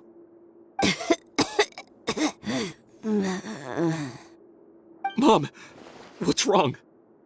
I'm sorry, but I have some bad news. I examined your mother last time we were here, and it appears that due to her prolonged fever, she's lost her eyesight. What? Your appearance no longer has any bearing on her ability to recognize you. But there are always other ways to remind our loved ones who we are. Wouldn't you say? No, it can't be. Please, Mom, open your eyes. It's me, your son, Potten. If you really can't see my face, then here, take my hand. Tell me you feel your son's hand. I've done so much to get to this point. Please, you have to recognize me. No. The temperature of his palm must have changed. I'm sorry. It seems I couldn't bring him back to you after all.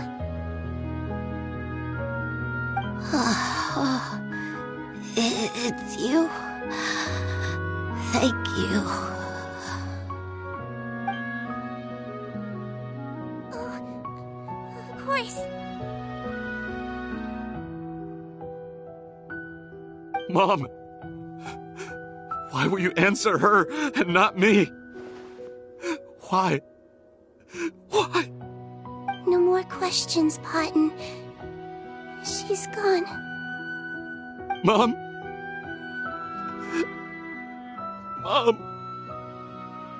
I'm sorry to say this, Potten, but you and I are not the same.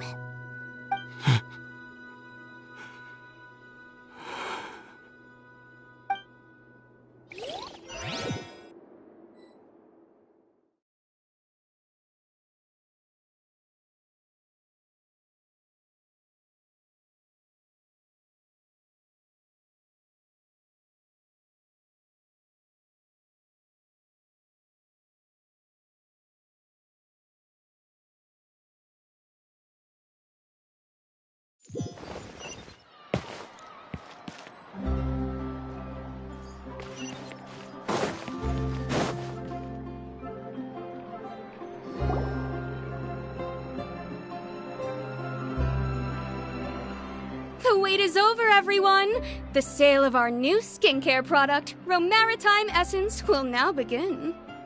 Another skincare promotion! And it's selling as fast as last time. Wonder what people would think if they knew what was in the last batch. Oh, Seedream's here too! Hey, Seedream! Oh, Traveler Paimon, hello! Oh, I hope you two got a good rest yesterday after all your hard work. Of course! Nurse's orders, right? Anyway, are you here to take notes for your next article? Actually, I'm mostly here to help Officer Morgan wrap up yesterday's case. Ah, that reminds Paimon. That stuff sold like crazy, didn't it? Is it gonna cause huge problems? Nope, there's nothing to worry about.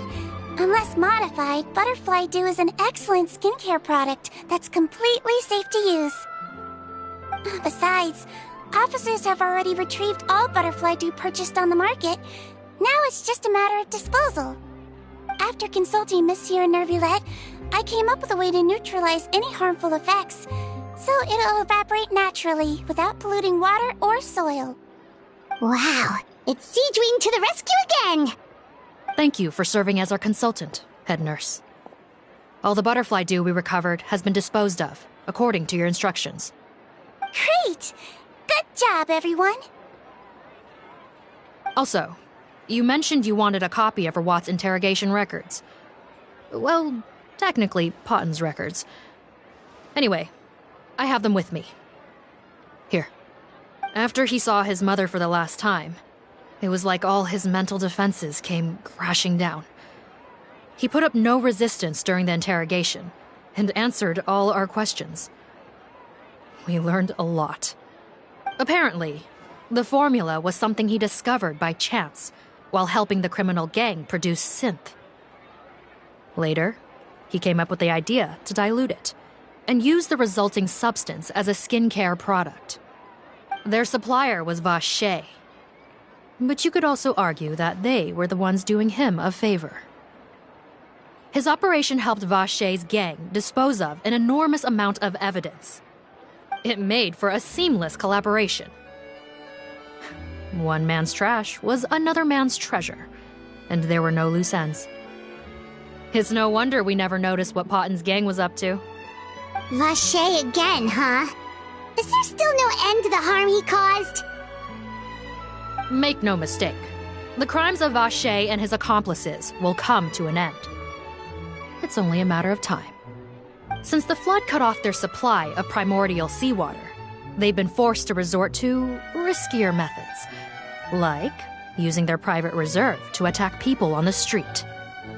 Naturally, those attempts all ended in failure. After receiving numerous reports, we were able to zero in on the gang and eventually round them up. That sounds more like it!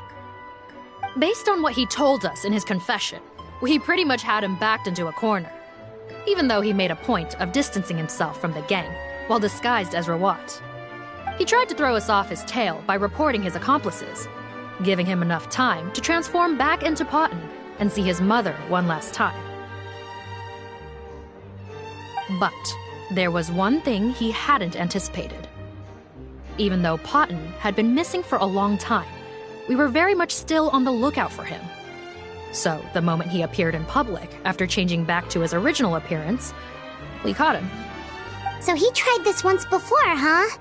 Guess he really did want his mother to see him again. But in the end... Looking at the interrogation records, it seems like he spent the first sum of money he earned as Rawat on his mother's treatment. Yes, which is why I suspect that his initial motive for using the potion was not personal greed, but a desire to become somebody who had the power to save her. Even so, he went too far. In the end, he got what he deserved. I understand. Thank you for bringing me these records. Why did you want them anyway? Potten was one of my patients, so I need to put together a medical file for him. My teacher always stressed that a person's life experiences are just as important to their file as their medical history. Why are you still treating him like your patient? Isn't he kind of beyond redemption now? That may be true, but a patient is a patient, regardless of the choices that bring them to my care. One last thing, head nurse. Please keep everything you know about this potion a secret. It would be for the best if most of Fontaine knows nothing of its existence. I know my fellow officers and I will be able to sleep easier if that's the case. Of course. Not to worry. Thank you for understanding. I'll take my leave then. So, Sejuin, did you really use that potion yourself? Why do you sound so surprised, Paimon? I told you all about it. It was quite a while ago now. You mean that story about the witch and the potion? So it was really, actually, genuinely a true story? Yes, it really, actually, genuinely was. But...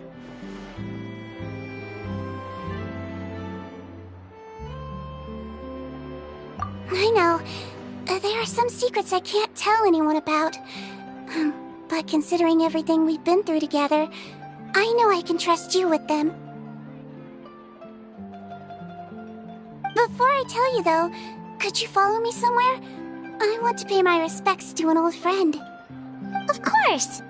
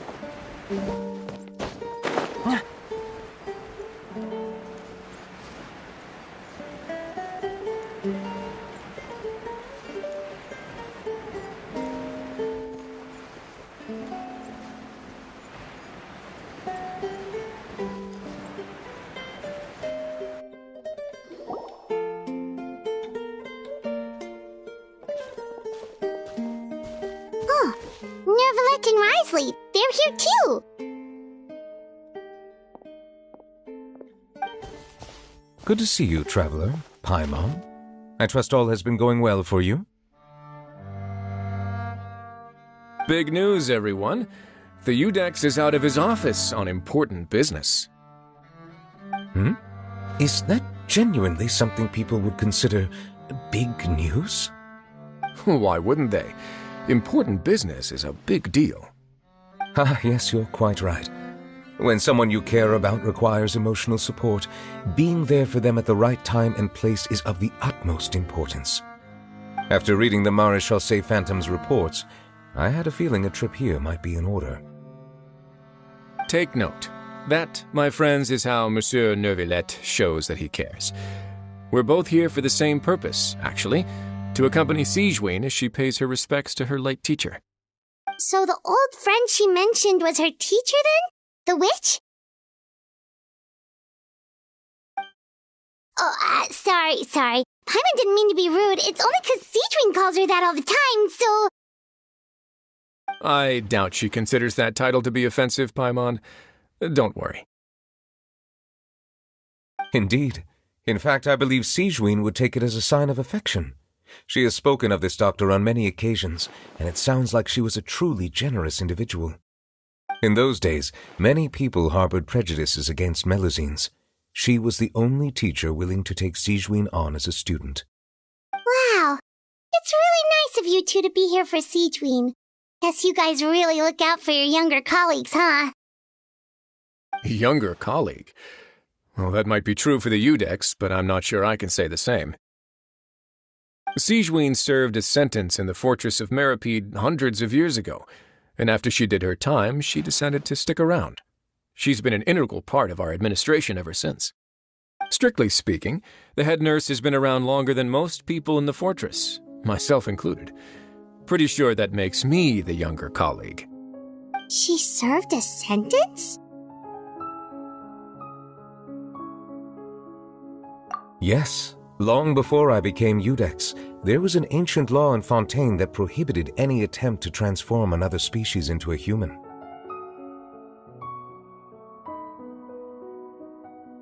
Initially, I and most researchers believed this law to have been imposed due to ethical concerns.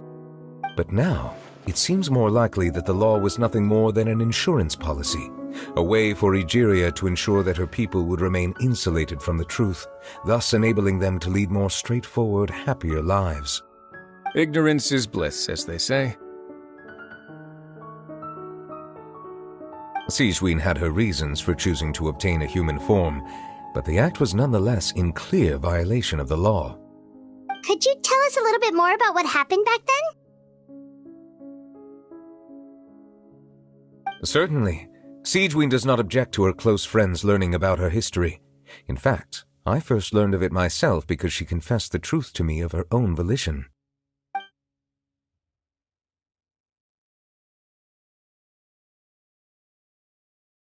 Even with their daughter so ill, they kicked you out? Stubborn as always. And prejudice isn't a disease I can cure either.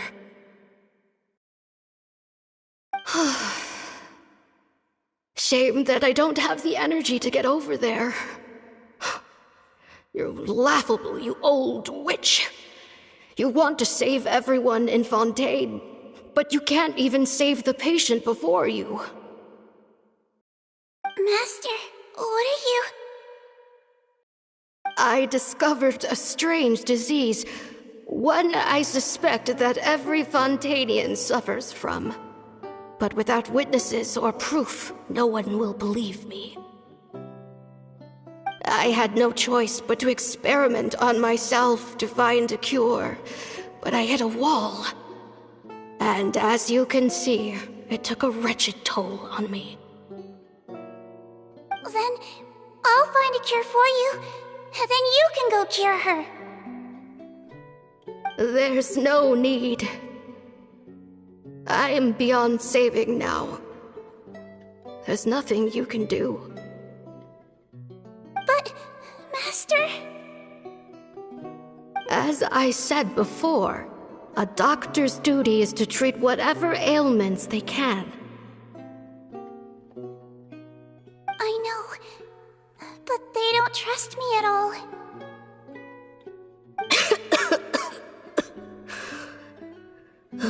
That girl. She's your first ever patient, isn't she? Tell me, what cost are you willing to bear to see her cured? I'll do whatever it takes. Even if it means breaking the law and being punished for it? As long as I don't hurt anyone, yes.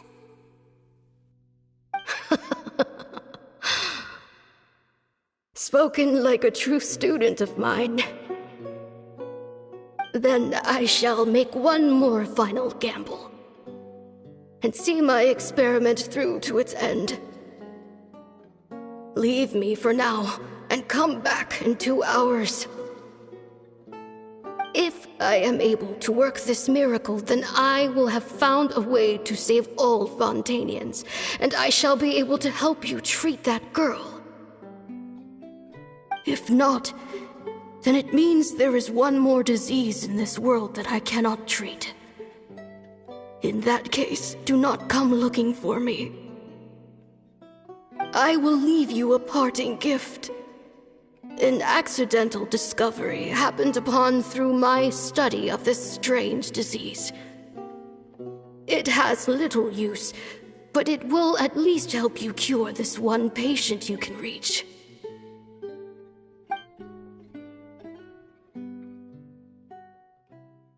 When Sigewinne returned, the miracle had not occurred. She found a potion bottle and a note on the table. After using the potion as instructed, she gained her current form, breaking Fontaine's law in the process. And after I had confirmed the veracity of the events, I gave my verdict. So that's what happened.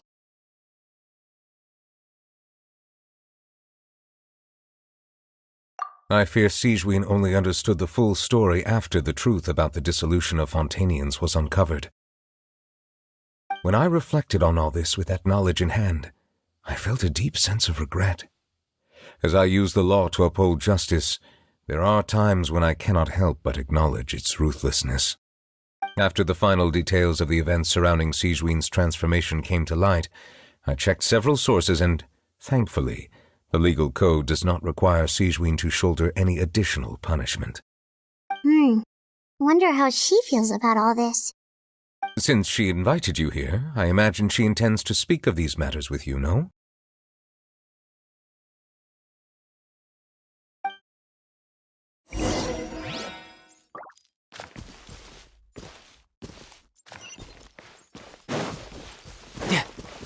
No time to lose.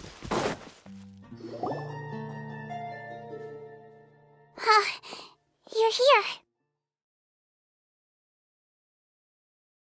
The old friend I mentioned was my teacher.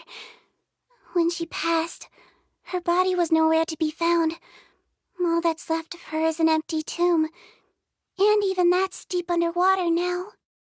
Seedween, the witch who gave you the magic potion, she was your teacher, wasn't she? Sounds like Monsieur Neuvillette filled you in. After learning the truth, it must have been hard to process, huh? Well, to be honest, after I realized what really happened that night, my first thought was that it kinda made sense. It seemed exactly like the sort of thing she would do. But she was planning to sacrifice herself and never told you! That's just who she was. If lying is what it took to get a kid to take their medicine, then that's what she'd do.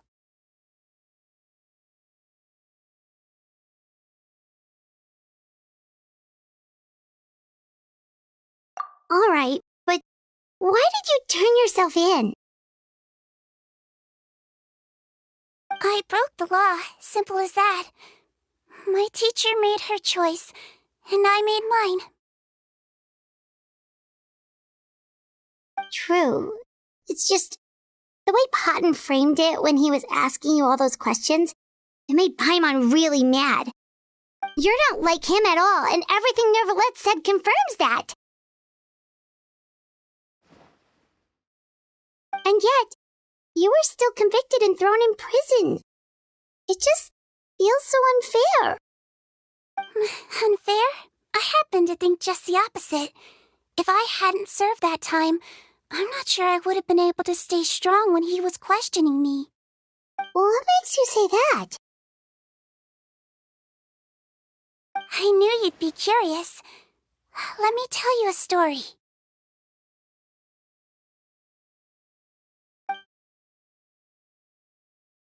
The verdict came down. This Melusine is guilty. The Iudex defended the authority of Fontaine law, but he did not confiscate the Melusine's medical kit. And so, the fortress of Meripede gained a new little doctor. She still wore her hood and raincoat, even though it never rained in the fortress. Perhaps thanks to her human appearance, no one refused her treatment. She treated more and more patients, and her sentence grew ever shorter. Finally, the people of the fortress could not live without her, and though her sentence ended, she did not leave them either. Then one day, she received an invitation from the outside world. The location seemed familiar, and when she arrived, an old lady was waiting for her. She saw right through the Melusine's disguise, but didn't reveal it. Instead, she asked a question. Tell me, why do you think you gained the respect of so many people, despite being a Melusine? Because I look like a human? It's been 50 years, Sejuin, and you haven't aged a day. I think everyone knows you are not human. I finally found you, after all these years. I still remember, you know. It was you who saved me that night. But how? I was no longer a Melusine by then. Does it really matter if you're human or Melusine? I remember the warmth of your palm. It's quite unmistakable. And you know what? It hasn't changed one bit. You don't have to hide anymore, Sejuin. These days, everyone wants to make friends with Melusines. And I think that it's all because of you. I'm sorry I couldn't say this until now, but Thank you, Dr. Melusine. Now that's an ending Paimon can get behind. After hearing everything Potten said, I wanted to tell him that it didn't matter who he looked like on the outside. But it was too late. The warmth in his palm had already disappeared. I tried to treat him, but the roots of his problem had nothing to do with it. I understand. Thanks, you two. I appreciate you being here for me while I talk this through. Oh, it's nothing. Our pleasure. Oh, there's one more reason I invited you here. It's about time I finally give you what I promised. In order to restore the appearances of the face-swapping victims, the Marashose Phantom gave me special permission to make a few bottles of that potion. And I made one extra just for you two. We don't need it though. Shouldn't we destroy it? Well, even if you chose to destroy it, I still thought I should give it to you first. You two did so much for me. How could I break my promise? Well, fair enough, but anyway, Paimon's definitely not interested in this stuff anymore. Still, if this is the very last bottle in all of Teyvat, getting rid of it would feel like kind of a waste. Maybe we can give it a special meaning somehow. Oh, Paimon's got it! Melusine physiology wasn't affected by the Great Flood, right? So that means the potion should have a permanent effect on you. In that case, what do you say, Seedreen? Ever thought about transforming back to the way you used to look? After all, from a Melusine point of view, Paimon bets Melusines look the cutest of all! Paimon, after everything, do you really think it matters whether I'm Melusine or a human? Well... What was Paimon thinking? You made up your mind a long time ago! Yeah, let's just destroy this thing! Leave it to me.